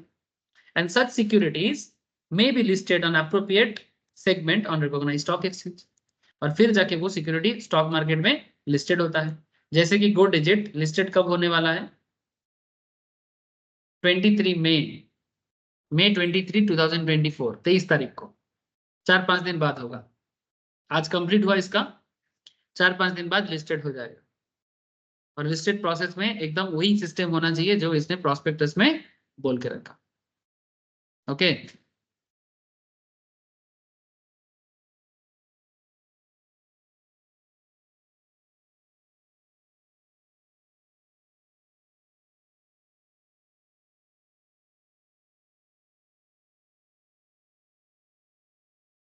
This chapter will explain the provision relating to raising of capital, जिसके बारे में एक्चुअली मैं जो भी यहाँ पर बोला है सब में स्टार्टिंग में यही सब चर्चा कर रहा था। मेरा पहला आधा घंटा 45 मिनट जो मैंने आप लोगों के साथ डिस्कस किया, किस चीज पे डिस्कशन किया, यही तो किया, बस किताबी भाषा यूज ना करके प्रैक्टिकली क्या होता है दिखाया। ठीक है, issue of prospectus, allotment of securities and other matter incidental thereto. Public offer and private placement, section 23. Public offer and private placement, section 23 में बोला है। तो as per section 23, subsection 1 क्या बोलते हैं, पब्लिक कंपनी में issue securities to public through prospectus. Public को prospectus के थ्रू से शेयर इशू कर सकता है by complying with the provision of section 23 to section 41 of the act. Through private placement भी कर सकता है, section 42 of the act. Through a right issue और एक बोनस इशू भी कर सकता है। Sir right issue bonus issue भी होता है, हाँ सर ये भी होता है, ये भी एक गजब का टेक्निक है। Through a right issue or a bonus issue in accordance with the provisions of the act, and in case of a listed company or company which intends to get its securities listed माने stock market में listed, also with the provisions of the SEBI Act 1992 and the rules and regulations made thereunder. Sir अब आप बोलोगे sir right issue क्या होता है, तो थोड़ा सा आइडिया दे देता हूँ। राइट इशू भी अकाउंटेंसी में आता है, ठीक है, राइट शेयर बोनस शेयर है ना। तो राइट शेयर बेसिकली कंपनी क्या करता है, अपने एग्जिस्टिंग शेयर होल्डर को थोड़ा सस्ता दाम पे शेयर इशू करने के बारे में ऑफर करता है, कोई पब्लिक में न्यू इशू नहीं। एग्जिस्टिंग शेयर होल्डर को बोलता है कि मार्केट में मेरा शेयर का दाम चल रहा है 200 टका, आप अगर राइट इशू में मेरे को और भी पैसे का जरूरत है तो मैं आपको पर शेयर 180 करके दे दूंगा, आपको 20 रुपीज सस्ता मिलेगा, और अगर आपको कंपनी के बिजनेस पे भरोसा है तो शायद आप उनको पैसा दे सकते हो। ठीक है, लेकिन अगर आपको लग रहा है नहीं नहीं फिर से क्यों पैसा दे, भरोसा नहीं है, तो मत दो। और बोनस इशू सर, ये कंपनी अपने शेयर होल्डर को थोड़ा सा मोटिवेशन देने के लिए एज वेल एज थोड़ा चकमा देने के लिए भी करता है। सर चकमा भी देते हैं, मोटिवेट भी करता है, हाँ दोनों एक साथ। चकमा भी दे दिया और मोटिवेट भी कर दिया।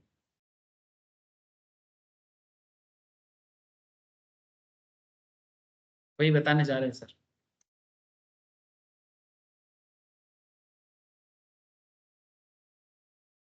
फॉर एग्जाम्पल मैं आपको एक मेरा ही एक्सपीरियंस आपको बता। इन्फोसिस अभी कितना दाम पे चल रहा है? 1445।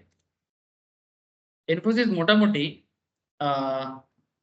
2022 2022 के आसपास का बात होगा, एग्जैक्टली याद नहीं है सर, इतना बात याद नहीं रहता।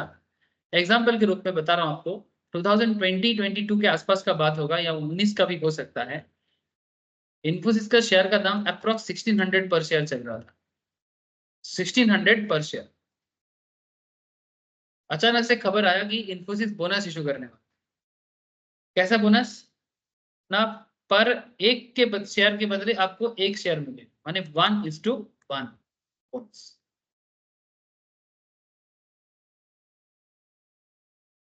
ये बात सुनते ही अगर जैसे मानो मेरे पास 100 शेयर था, तो 100 के बदले मेरे को और 100 शेयर मिले without any consideration.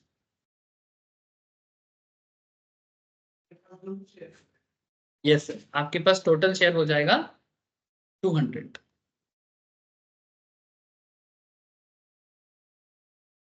Sir company ऐसा क्यों करेगा, और ऐसे करने के पीछे अकाउंट्स का ही क्या हाल हो?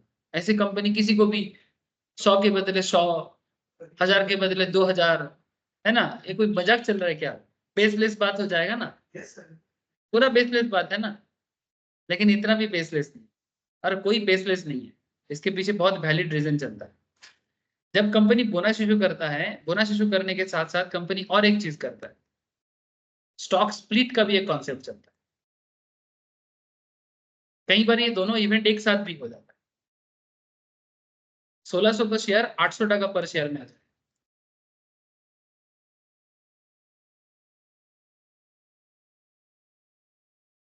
जो शेयर मार्केट में 1600 में मिल रहा था, वही शेयर मार्केट में 800 टका में मिल गया रातों रात। आप पहले 100 शेयर 1600 करके, टोटल 16,000 आपका इन्वेस्टमेंट था, कितना? 1,60,000 ना। 1,60,000 आपका टोटल वैल्यूएशन था। लेकिन जब कंपनी 200 शेयर आपको कर दिया 1:1 रेशियो में, अब आपके पास 200 शेयर तो है, पर शेयर का वैल्यूएशन सर 1600 नहीं है, 800 है। लेकिन इसको टोटल करो तो 1,60,000 आता है। सीधा नाक को घुमा के दिखा देते।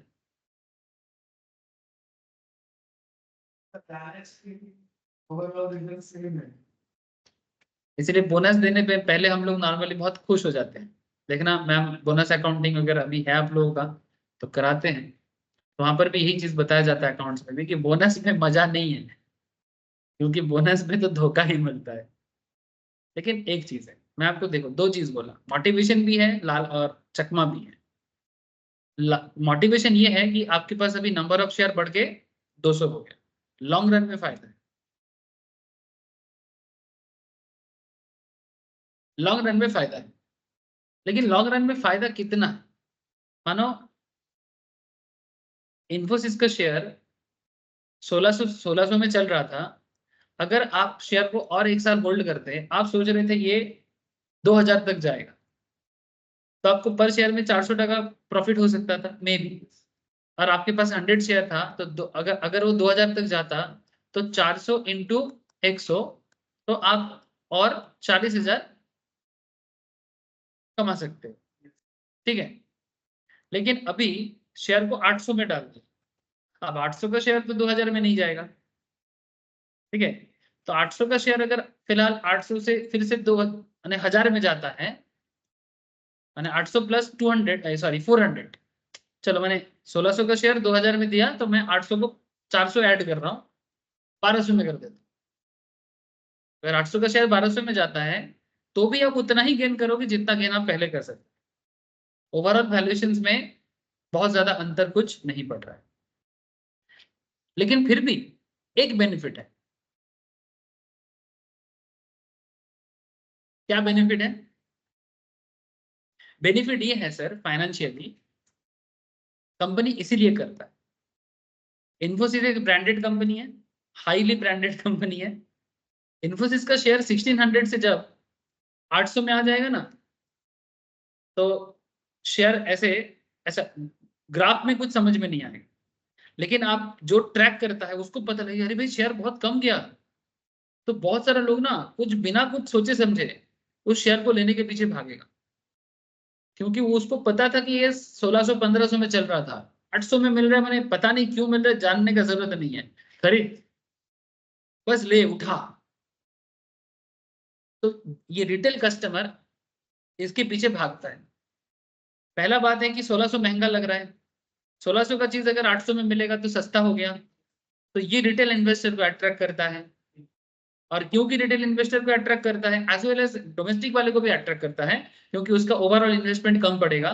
मानो आप 100 शेयर इन्फोसिस का होल्ड करना चाहते हो, but you can't have 1,60,000 now, but you have 80,000 now, so आप 80,000 इन्वेस्टमेंट कर सकते हो इन्फोसिस का शेयर।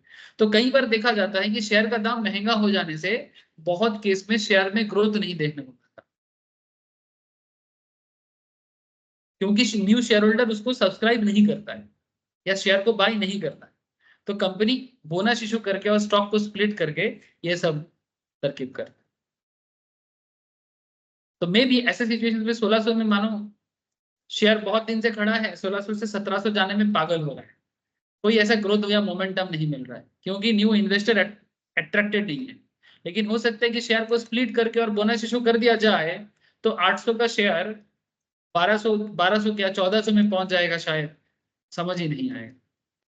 और जैसे ही लोगों को पता चले कि भाई इन्फोसिस में इन्वेस्ट करके अच्छा फायदा होता है, और भी लोग उसके बारे में खबर लेगा, मार्केट में ऑल टाइम हाई करके न्यूज आएगा, ठीक है, फिर और लोग शेयर खरीदेगा, फिर शेयर को ना एक मूवमेंट मिल जाता है, कंपनी को भी ना एक खबर में रहने का मौका मिल जाता है, और मार्केट से कैपिटल रेज करने का भी एक अलग ही तरकीब मिल जाता है। ये सब बिजनेस में हवा है, बट ये हवा बहुत काम करता है। हम लोग जो अकाउंट्स इन फाइनेंस की नॉलेज रखते हैं, हम लोग को इतना भी अट्रैक्टिव नहीं लगता, बट समझ आ जाता है कि हो क्या रहा है। समझ में आया सर? अच्छा, और भी एक चीज हो सकता है, ये तो फिर भी मैंने स्प्लिट और बोनस एक साथ बताया। रिसेंटली एक कंपनी ऐसा किया सर, इसका नाम है जियो फाइनेंशियल।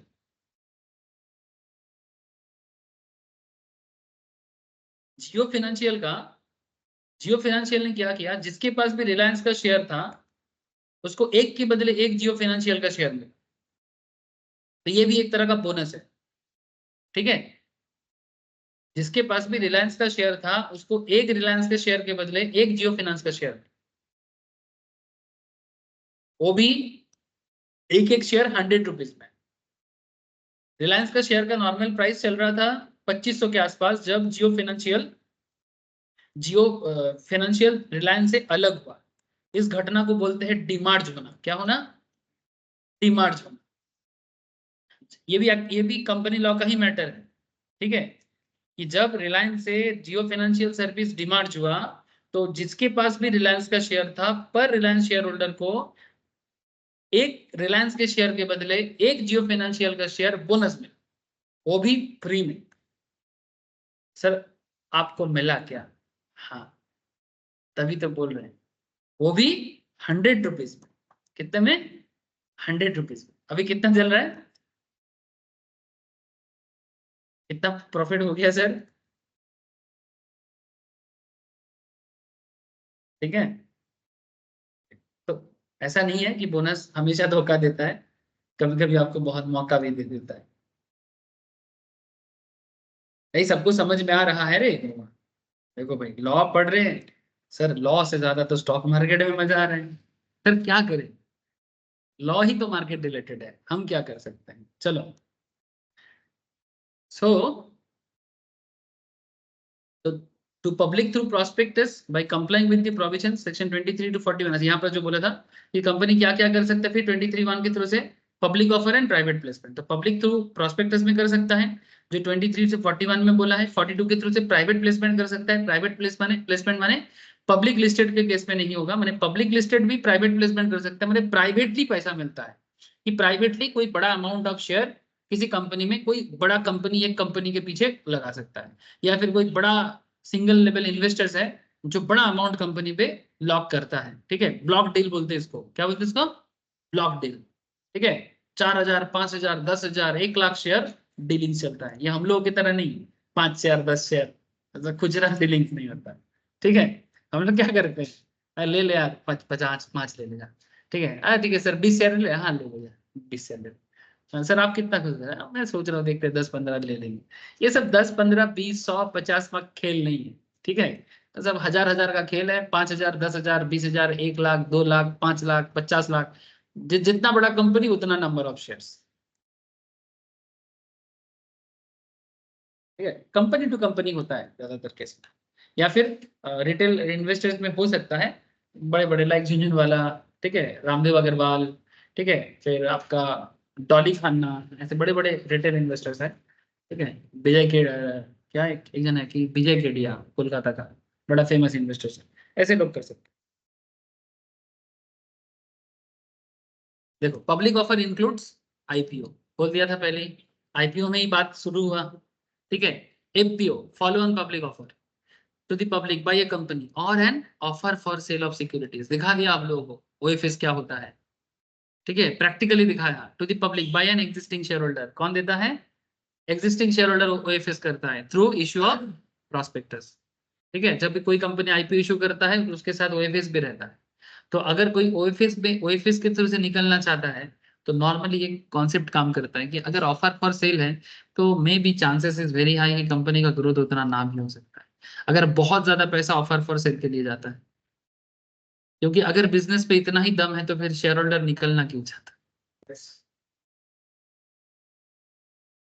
क्योंकि बहुत शेयर्स है। और शेयर्स तो लेना चाहिए, वो छोड़ के क्यों जाना चाहता है। अब कोई बोलेगा सर एक उपाय है, एक ऐसा नहीं, हमेशा ऐसा नहीं सोचते, बट ये भी एक सोच है, बहुत सारा बात होता है, जैसे फैमिली में झगड़ा होना भी अच्छा है, ना होना भी अच्छा है, झगड़ा नहीं होने से हम लोग क्या बोलते हैं कि प्यार मोहब्बत नहीं इसलिए झगड़ा नहीं, कि जहाँ प्यार मोहब्बत होगा थोड़ा बहुत झगड़ा तो रहेगा, और अगर एकदम झगड़ा नहीं है इसका मतलब रिश्ता नाता ही नहीं है, तो इसलिए एक बार मैं हाँ बोल रहा हूँ एक बार मैं ना भी बोल रहा हूँ, कैसे मैं बता रहा हूँ, देखो जब मैं बोल रहा हूँ कि ओएफएस अगर टू मच है तो ये चिंता ये देता है इन्वेस्टर को कि भाई अगर ऑफर फॉर सेल करके एग्जिस्टिंग इन्वेस्टर निकलना चाहता है तो क्या बिजनेस का दम खत्म हो रहा है क्या, क्वेश्चन मार्क है। लेकिन दूसरा ये भी हो सकता है कि जो एग्जिस्टिंग इन्वेस्टर्स है वो बहुत दिनों से इन्वेस्ट करके रखा, उसको थोड़ा प्रॉफिट बुकिंग चाहिए, या फिर वो छोड़ के जाना चाहता है लेकिन उससे भी बड़ा इन्वेस्टर मार्केट में है, ऐसा बहुत सारे कंपनीज के केस में होता है। जैसे फ्लिपकार्ट ऐसे तो अभी भी प्राइवेटली सब कुछ करता है प्राइवेट प्लेसमेंट के थ्रू से, फ्लिपकार्ट में पहले टाइगर ग्लोबल बोल के एक बड़ा इन्वेस्टमेंट कंपनी अमेरिका का इन्वेस्ट करके रखा था, तो जब टाइगर ग्लोबल उसको छोड़ के निकलना चाहा प्राइवेट प्लेसमेंट में ही, तो उसमें आया जापान का सॉफ्टबैंक बोल के कंपनी, फिर जब सॉफ्टबैंक निकला उसके बाद आया वॉलमार्ट, और वॉलमार्ट ऐसा आया कि खरीद ही लिया पूरा, मैंने बाकी लोग तो 30-40 करके चल रहा था, वॉलमार्ट आके बोला सब 30-40% का खेल ही नहीं है, हमको पूरा 80% स्टेक चाहिए, और इतना 80% स्टेक के लिए वो इतना वैल्यूएशन ऑफर किया, मैंने वॉलमार्ट जो एग्जिस्टिंग प्रोमोटर था वो फ्लिपकार्ट बना के मैंने था कोयला बना दिया हीरा, मैंने वो फ्लिपकार्ट को बना के सोचा नहीं था शायद जिंदगी में कि ऐसा कभी हो सकता है कि कभी वॉलमार्ट आके फ्लिपकार्ट को इतना खरीद लेगा, कि वो जब शुरू किया था शायद 10-20 लाख या 1 करोड़ लगाया था, तो वो 1 करोड़ कम से कम हजार हजार करोड़ में बदले, और वो लोग खुद शेयर होल्डिंग छोड़ के निकले, पूरा पूरा तुम बोल ही सकते हो,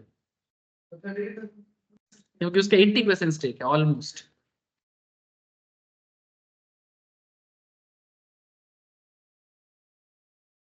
आगे साल में उसने किया आगे साल आते साल 76 के बाद धीरे धीरे 4-5 अभी थोड़ा चेंज हुआ होगा पता नहीं, देख लेना पड़ेगा। फाउंडेशन में प्रोडक्शन का है आया और सीधे 76% सीधा सीधे ठीक है, और वो एक प्रोमोटर था सचिन था शायद, बीनी निकल गया था, 10 बड़ा कंपनी, टॉप 3 में ये वालमार्ट है। हाँ। उसका विप्रो है, वालमार्ट, विप्रो और एक तो Yes, sir. अच्छा. Students are advised to note that further public offer is also known as follow-on public offer, not follow-on. It's a follow-on. ठीक है. Whereas OFS is sometimes called as deemed public offer. ठीक है.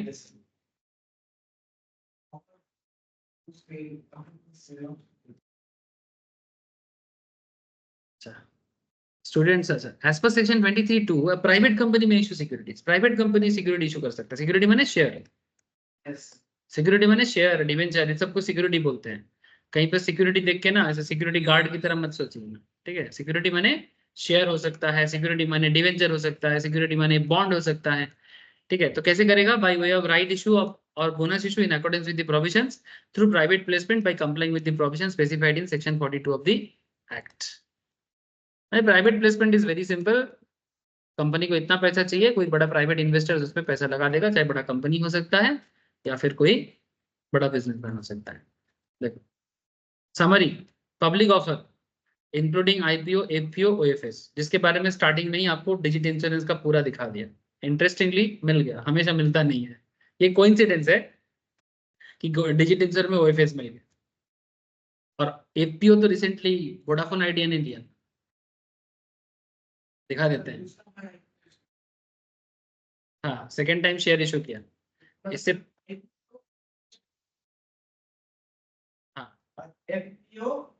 Follow on public offer जो उसके बाद होता है, recently हुआ है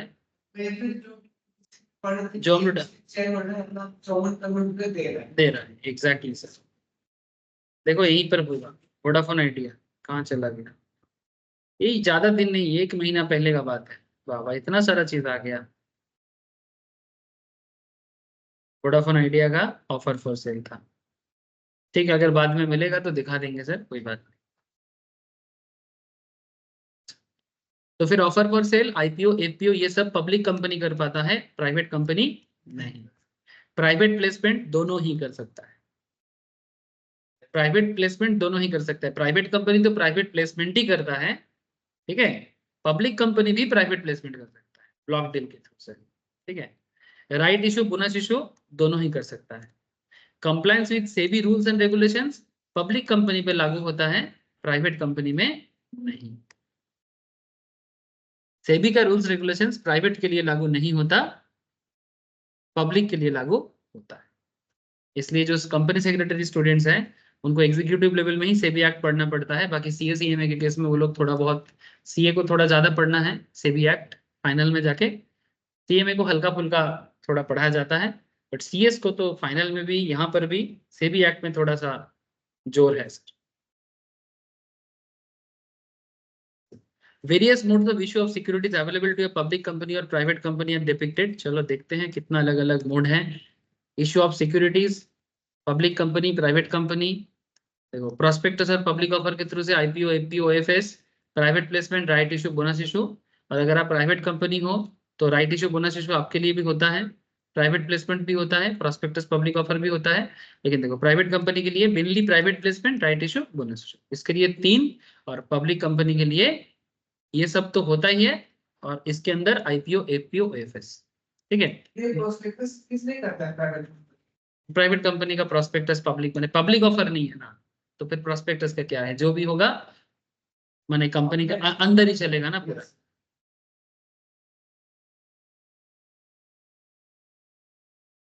देखो मैं अभी आपको सिक्योरिटी के बारे में बात कर रहा था, बार बार सिक्योरिटी सिक्योरिटी आ रहा था, है ना. मैं आपको बोला कि सिक्योरिटी से सिक्योरिटी गार्ड ना समझ ले sir. Security is a wider term, not restricted to equity, preference और डिवेंचर. ठीक है. सिर्फ इक्विटी, प्रेफरेंस, डिवेंचर भी नहीं है. सिक्योरिटी का मतलब सेबी एक्ट में या सिक्योरिटी कॉन्ट्रैक्ट एक्ट में बोला है सेक्शन 2 सबसेक्शन 81 में. सिक्योरिटी का मतलब होता है security as defined in clause H of section 2 of security contract act 1956. ये एक्ट आप लोगों का करंट एक्ट नहीं है, लेकिन क्योंकि आप लोग शेयर एंड सिक्योरिटीज पढ़ रहे हो तो आपको सिक्योरिटी का डेफिनेशन आना चाहिए. ठीक है. क्योंकि आप prospectus and allotment of security तो पढ़ रहे हो. चैप्टर के नाम पे ही तो ये चीज बता गया है। तो अलॉटमेंट ऑफ सिक्योरिटीज के पढ़ रहे हो, सिक्योरिटी क्या है नहीं पता तो गलत हो जाएगा। इसलिए सिक्योरिटी के बारे में कहाँ बोला है, सिक्योरिटी के बारे में बोला गया है 2 subsection 81 of the securities act, security contract act 1956। ठीक है, ये सेबी एक्ट आने से पहले से ये एक्ट, उसमें पूरा दिया गया है कि सिक्योरिटी के अंदर क्या क्या है। शेयर तो है ही, स्क्रिप्स है, शेयर का ही एक वर्जन होता है उसको स्क्रिप बोलते हैं, स्टॉक्स हैं, बॉन्ड्स हैं, डिवेंचर्स हैं, डिवेंचर स्टॉक। ठीक है, डिवेंचर एक चीज होता है, डिवेंचर स्टॉक एक चीज होता है। मैंने डिवेंचर स्टॉक माने ज्यादा कुछ नहीं, लेकिन डिवेंचर स्टॉक का मतलब ये हो जाता है कि से फॉर एग्जाम्पल आपको किसी कंपनी को डिवेंचर, कंपनी डिवेंचर इशू किया और बदले में बोलता है कि अगर by chance company debenture issue नहीं कर पाता है तो कंपनी अपना कुछ शेयर उस बंदे के नाम पे मॉर्गेज करता है, अगर पेमेंट नहीं कर पाएगा तो वो स्टॉक अलॉट। ठीक है, तो ऐसे चीजों को बोलते हैं डिवेंचर स्टॉक। ये भी एक टाइप ऑफ डिवेंचर ही हो जाता है। अदर मार्केटेबल सिक्योरिटीज, सब आगे आगे पॉइंट और डिटेल्स में आएगा, मैं बताऊंगा। Other marketable securities like in nature और एनी इनकॉर्पोरेटेड कंपनी और बॉडी कॉर्पोरेट। डेरिवेटिव, डेरिवेटिव माने जिसको हम लोग फ्यूचर एंड ऑप्शंस में यूज करते हैं। डेरिवेटिव क्या होता है? हाँ sir, what is derivative? Visit NSE, बोलो। फ्यूचर एंड ऑप्शंस मार्केट में जो हम लोग पैसा लगाते हैं ना, उसमें डेरिवेटिव कॉन्सेप्ट आ जाता है। इसके लिए ज्यादा कुछ नहीं करना है, इंडियन मार्केट में 3 ही डेरिवेटिव चलता है मेनली, और not just in Indian market, even in the world market. जिसके ऊपर हम लोग स्टॉक मार्केट क्लास करते हैं ना सर, उसमें ही तो पढ़ते हैं। Just click on the derivative, derivative में क्लिक करते ही देखो आपके सामने equity derivative, currency derivative, commodity derivative, interest rate derivative, ये सभी डेरिवेटिव सिक्योरिटीज के अंदर काउंट होता है। ठीक है, ऐसे तो बोला जाए तो एक एक चीजों पे बात हो जाएगा, लेकिन हर चीज पे बात करना चालू करें तो मैं पागल हो जाऊंगा। Units or any other instrument issued by any collective investment scheme, the invested in such schemes। माने गवर्नमेंट कई बार क्या करते हैं, कुछ कलेक्टिव इन्वेस्टमेंट स्कीम बनाते हैं। सपोज सर गवर्नमेंट को रोड बनाना है, कहीं पर कुछ रियल एस्टेट प्रोजेक्ट बनाना है, तो गवर्नमेंट बोलते हैं कि चलो हम लोग एक स्कीम में एक फंड क्रिएट करते हैं। उस फंड के तहत पब्लिक से पैसा लेते हैं और पब्लिक को उस फंड के तहत यूनिट दिया जाता है। जैसे म्यूचुअल फंड का यूनिट होता है, वैसा म्यूचुअल फंड की तरह एक यूनिट दिया जाएगा। तो वो जो यूनिट आप खरीदोगे, ठीक है, जैसे इंडिया में ऐसे यूनिट मिलता है जैसे REIT या फिर इनविट, ऐसा करके कुछ इन्वेस्टमेंट कॉन्सेप्ट है। मैं दिखाता हूँ एक बार आपको थोड़ा सा नॉलेज के लिए। ऐसे ये भी सब फाइनेंशियल इंस्ट्रूमेंट होता है।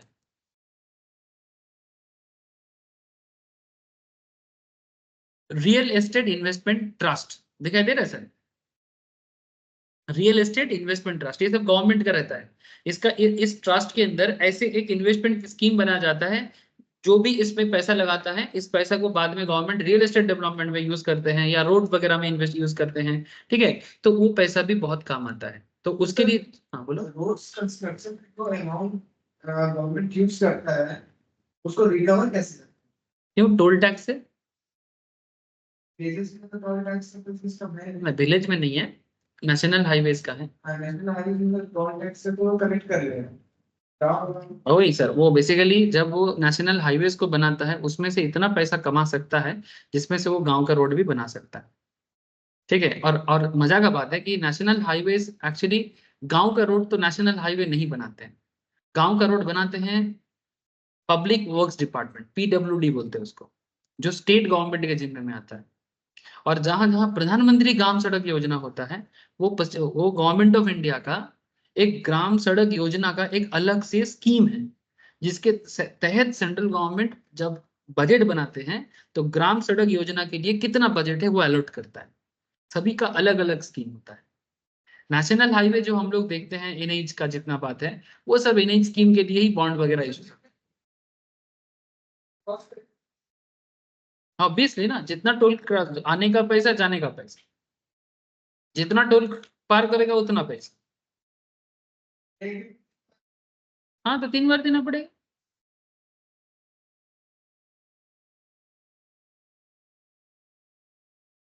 अगर कोई आसपास में रहते हैं लोकल एरिया में तो उनके लिए थोड़ा छूट है, जैसे बाइक वाले को तो नहीं लगता, 4 व्हीलर से चालू हो जाता है।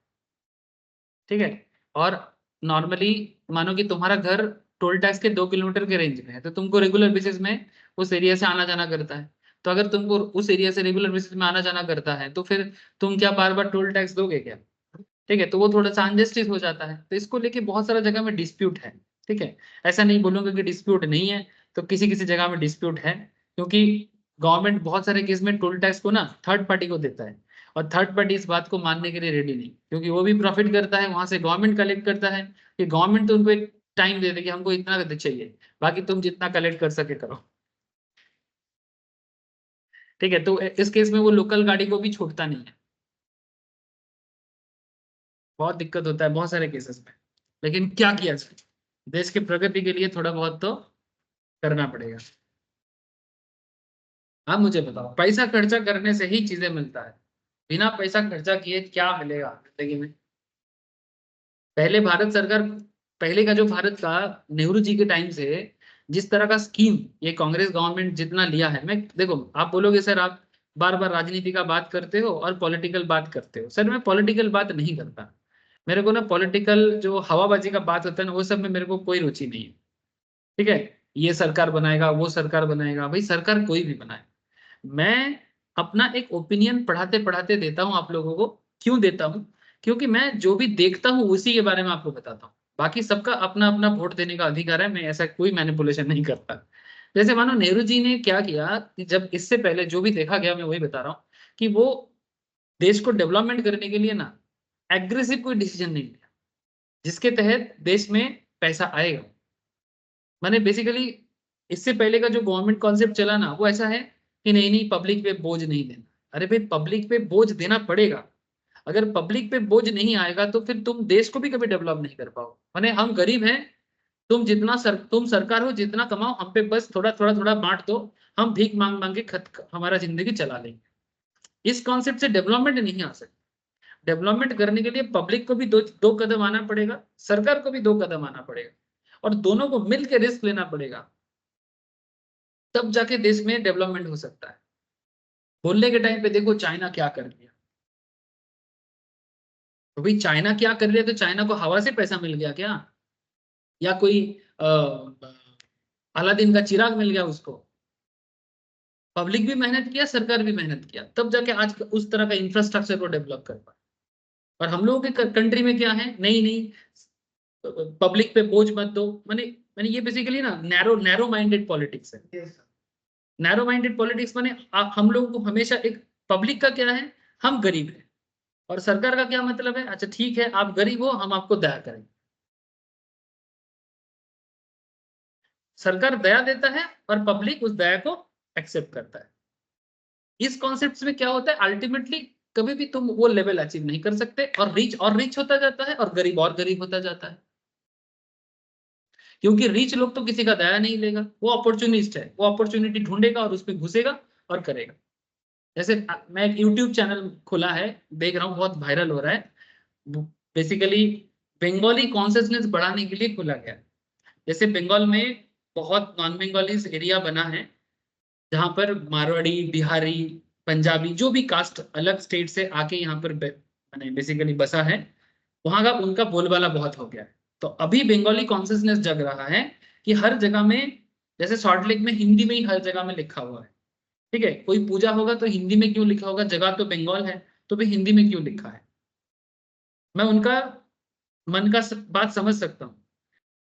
आप किसी के बिहार में थोड़ी ना बांग्ला में लिखा रहेगा, नॉर्मली हिंदी बिहारी हिंदी में लिखा रहेगा, तो बंगाल में बंगाली लिखना चाहिए। तो अब तुम कॉन्सियसनेस दिखा रहे हो, जब इतना सारा सालों में तुम्हारा अधिकार तुम खुद नहीं समझ पाए, अब तुमको लग रहा है कि कहाँ चला गया मेरा अधिकार। हमारे यहाँ पर कुछ पार्लियामेंट एरिया है, माने एमपी एमएलए का एरिया है, जहां पर बिहारी लोग ही एमएलए का पोस्ट होल्ड करता है। माने इतना नॉन बंगाली पॉपुलेशन वहां बढ़ चुका है। अब ये लोग झंडा निकाल के प्रोटेस्ट मार्च कर रहा है कि बंगाल में बंगाली एमएलए होना चाहिए, नॉन बंगाली एमएलए नहीं होना चाहिए। चलो मैं बात को समझता हूँ 2 मिनट के लिए, लेकिन ये जगह उनको मिला कैसे? जगह तो बंगाल का ही था, तो दबदबा तो बंगालीज का ही होना चाहिए, तो नॉन बंगालीज का दबदबा कहाँ से हो गया? तो जब हम लोग अपना अधिकार नहीं समझेंगे, या अपना अधिकार को ना तो समझना चाहते, ना तो मेहनत ना करना चाहते, तो फिर दूसरे लोग जो भी आएगा वो तो अधिकार लेगा ना। और भारत है, सबका सब जगह में अधिकार है, कॉन्स्टिट्यूशनल राइट तो सबको है। यस लेकिन हाँ, तुम ऐसा एनवायरनमेंट बना के रखो कि भाई ये एरिया तो हम लोग का है, हम लोग इतना दिन से यहाँ पर है, हमारा दादा परदादा सब यहीं पर बड़े हुए हैं, तुम आए हो, वेलकम, रहो अपने हिसाब से, लीडरशिप हमारे हाथ में रहेगा, तो रखा क्यों नहीं। बात वही हो रहा है ना। अब पछता के क्या होगा जब चिड़िया चुग गई खेत। अब आंदोलन कर रहा है, सब नॉन बंगालीज लोग लेके चला गया, तुम भी जाओ ना, बंगाल के बाहर जाओ, जाके तुम भी अपना जगह बनाओ, कोई दिक्कत नहीं है। मेरा सिंपल बात है सर, ये मेरे को ना ये बांगाली और बांगाली लड़ाई ये सब कोई मतलब नहीं होता। सिंपल चुपचाप जगह बनाओ, जो भी है। समझ में आ रहा होगा आप लोगों को। अच्छा, थोड़ा ऑफबीट बात हो गया, कोई बात नहीं, बहुत देर से लॉ का बात हो रहा था, बीच बीच में थोड़ा ऐसा रिफ्रेशमेंट हो जाना अच्छा होता है। नेक्स्ट। हाँ कनेक्टिविटी बना रहा है। हाँ सर, क्योंकि लगातार law law law law law law, फिर लॉ से छुटकारा पाना चाहते हैं। चलो कंट्रोवर्शियल बातें ऐसे ही थोड़ा अच्छा होता है।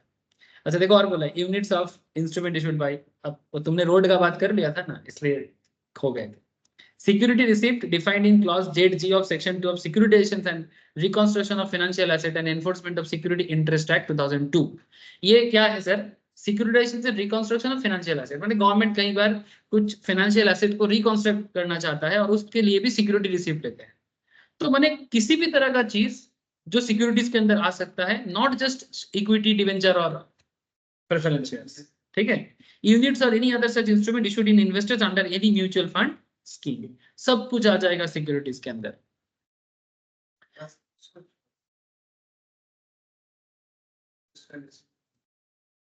क्या बोलता है, for the removal of doubts it is hereby declared that securities shall not include any unit linked insurance policy।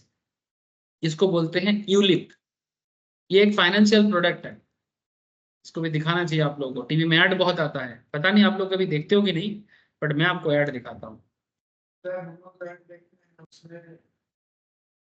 Electronics से जो भी आइटम होता है और कोलगेट सब का ऐड चलता है।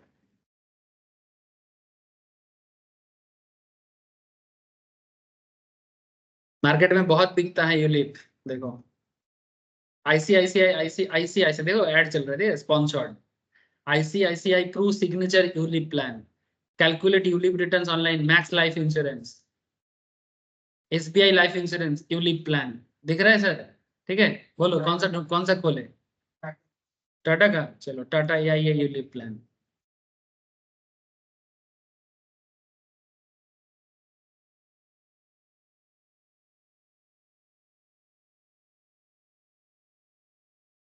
बेसिकली ये जो यूनिट लिंक्ड इन्वेस्टमेंट स्कीम है, ये बेसिकली इंश्योरेंस भी है, साथ में इन्वेस्टमेंट भी है, माने एक कॉम्बो कॉन्सेप्ट, ठीक है।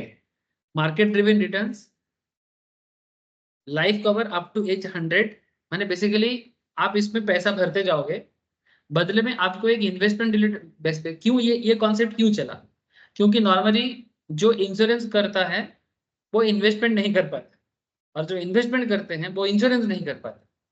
तो ये एक मिक्स्ड अप कॉन्सेप्ट है, प्रोडक्ट बनाया गया कि क्यों ना ऐसा प्रोडक्ट बनाया जाए जिसके अंदर इंश्योरेंस भी रहेगा, इन्वेस्टमेंट भी रहेगा, और प्रीमियम देते जाओ, जो भी मार्केट से रिटर्न आएगा म्यूचुअल फंड स्कीम की तरह, एसआईपी की तरह, उसमें आपको एक सर्टेन अमाउंट ऑफ इन्वेस्टमेंट भी मिलेगा, और अगर आपका कुछ हो जाए लाइफ इंश्योरेंस के लिए तो आपको ये देखो inbuilt benefit, accidental death benefit, accidental permanent disability benefit, hospitalisation का खर्चा, क्रिटिकल इलनेस बेनिफिट आपको मिलेगा।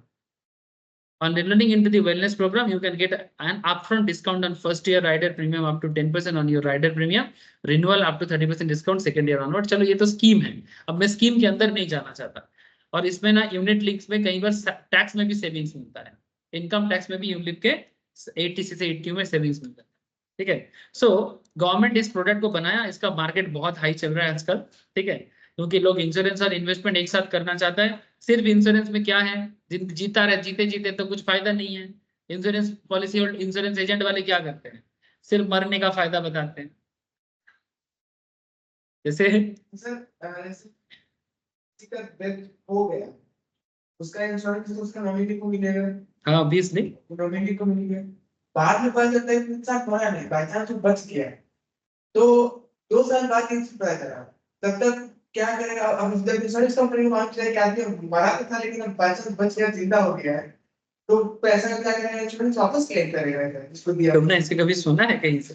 नहीं सुने नहीं है, पर ऐसा कभी कभार कोई कोइंसिडेंस हो सकता है। फॉर एग्जांपल जैसे अभी हाल फिलहाल ट्रेन एक्सीडेंट हुआ, कोरोमंडल एक्सप्रेस, उसमें टिकट में भी तो ट्रैवल इंश्योरेंस देते ना 0.45 पैसे का, तो उसमें कोई क्लेम करे और उसको अगर वो एक्सीडेंट में बच गया तब।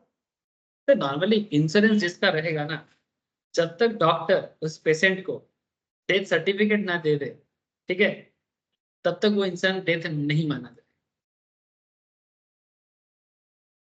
ऐसा नहीं होता कि इतना लोग मारा गया, फैमिली वालों से आइडेंटिफिकेशन, तुम रेल एक्सीडेंट का बात किए, रेल एक्सीडेंट में अगर किसी का डेथ होता है तो एक्सीडेंट का बॉडी को उद्धार किया जाएगा, उद्धार करके उनको एक जगह में क्रोनोलॉजिकली सजाया जाता है, फिर फैमिली वाले को बुला के उनको आइडेंटिफाई कर शनाख्त किया जाता है, फिर शनाख्ती देखने के बाद डॉक्टर उनको कंफर्म, उनके कंफर्मेशन में डॉक्टर का जो भी नॉलेज है उसके बेसिस में उसको डेथ है कि नहीं है कंफर्म करता है, उसके बाद ही जो इंश्योरेंस है वो पेपर क्लियर किया जाता है। तो गलती होने का चांसेस नहीं है,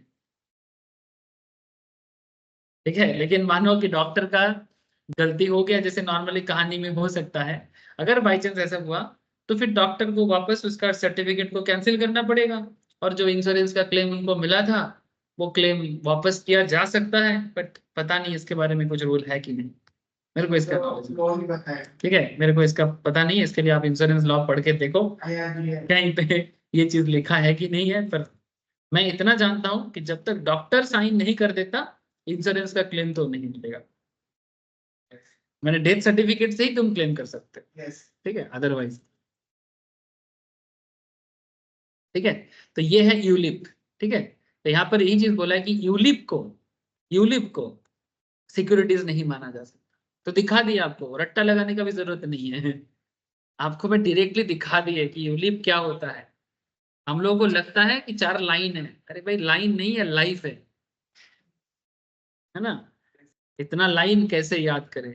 आप अगर उसको लोड लेके पढ़ोगे तो याद करते करते बूढ़ा हो जाओगे, लेकिन अगर आप हर चीज के बारे में जानने की कोशिश करोगे तो आपका जिंदगी का सवाल है इसके अंदर, है कि नहीं है? मैं झूठ तो नहीं बोल रहा हूं ना, एक एक चीज आपका जिंदगी का क्वेश्चन है, और हर क्वेश्चन का आंसर है एक एक लाइन में।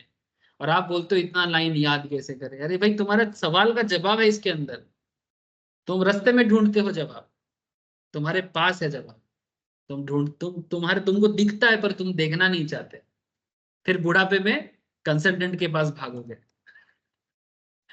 क्या करना चाहिए?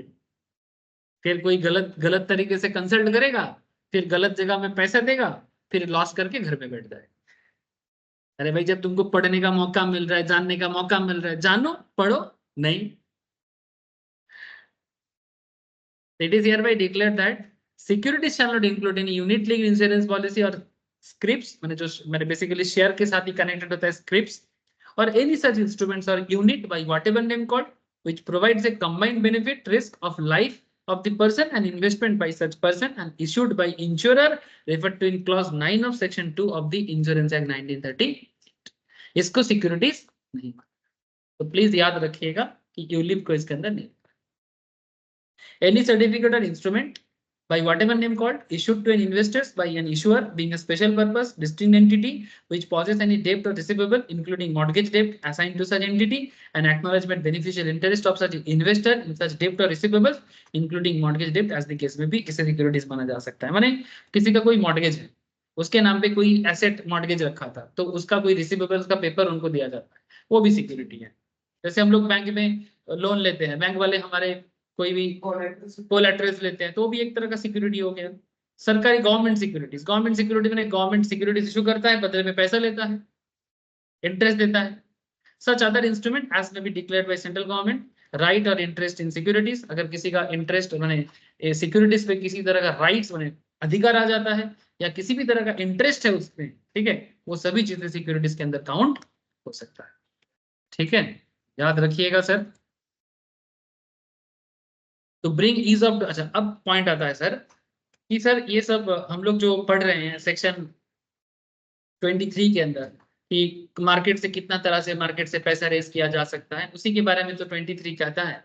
तो बोलते हैं कि to bring ease of doing business for corporates, ताकि कंपनी आसानी से बिजनेस कर सके, ताकि कंपनी आसानी से बिजनेस कर सके। सेक्शन 23 ऑफ सबसेक्शन 3 एंड 4 इस चीज के बारे में डिस्कशन किया है।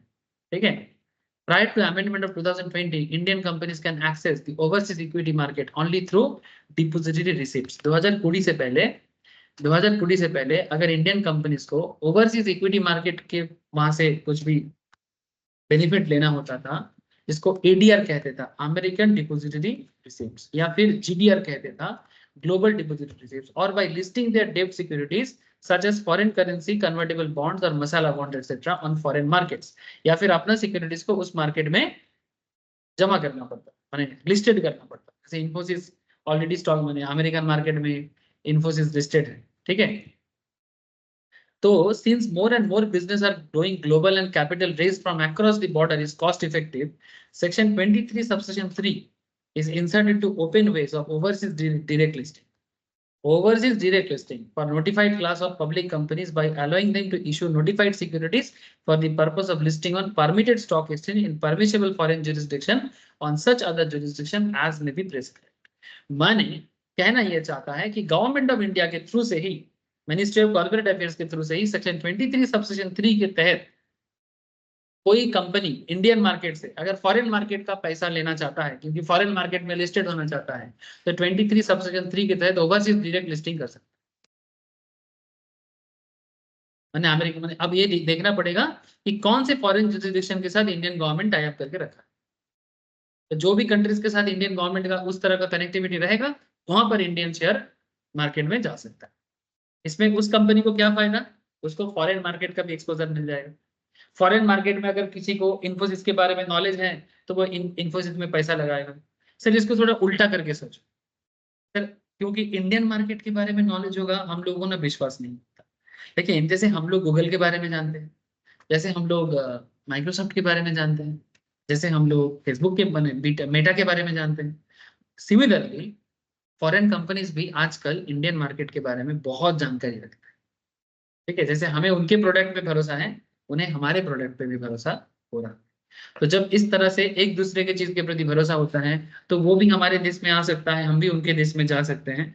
और अगर उनके देश में अपॉर्चुनिटीज इसलिए ज्यादा है क्योंकि वहां पर पैसा बहुत है, और हमारे कंपनीज में वो लोग भी पैसा लगाना चाहता है क्योंकि हमारे कंपनीज में ग्रोथ चाहता है उनकी कंपनी से ज्यादा। इंडियन मार्केट का ग्रोथ परसेंटेज बहुत हाई है कंपेयर टू अमेरिकन। ठीक है, यही चीज बाकी दुनिया को इंडियन मार्केट के प्रति इतना अट्रैक्ट करता है। अब यहाँ पर एक क्वेश्चन आता है, सर ये तो समझ गए, लेकिन पहले जो एडीआर जी या ग्लोबल डिपोजिटरी रिसिप्ट होता था, एडीआर जीडीआर होता था, उससे ये ओवरसीज डायरेक्ट लिस्टिंग कितना अलग है। In a direct listing, domestic company can enlist itself with stock exchange of other countries without any intermediary. Unlike American depository receipts or global depository receipts, the Indian company can directly offer their shares in foreign market instead of giving them to a foreign depository bank.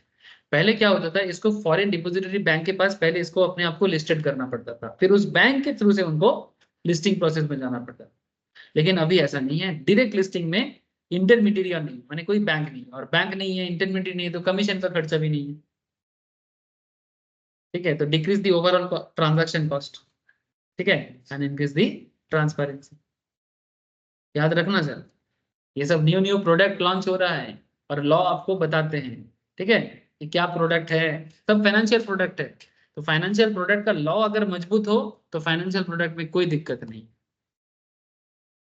Section 23(4) of the Act empowers the central government to exempt any class or class of public companies from complying with the provision of Chapter 3, that is prospectus and allotment of securities, Chapter 4, that is share capital and debenture, Section 89, declaration in respect of beneficial interest in any shares, Section 90, register of significant beneficial owners in a company, or Section 127, punishment for failure to distribute dividends।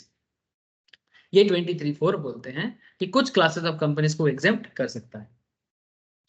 यहाँ पर एक MCQ दिया है, which of the following shall be considered as securities for purpose of section 23 of the act.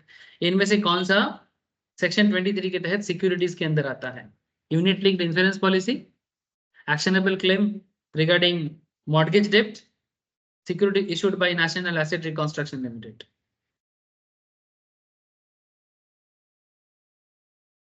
तो आपका जवाब क्या आएगा?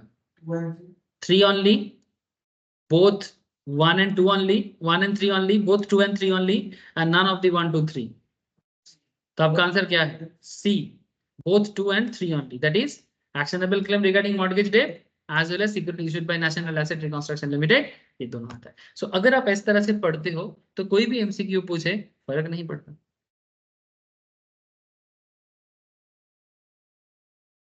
ठीक है, नेक्स्ट क्लास हम लोग पढ़ेंगे सर सेक्शन 24 में, जहां पर मैं आपको बताऊंगा कि कैसे क्या रेगुलेशंस होते हैं issue and transfer of securities में, कि किस तरह से शेयर को ट्रांसफर किया जाता है, इशू किया जाता है, पूरा प्रोसेस पढ़ेंगे.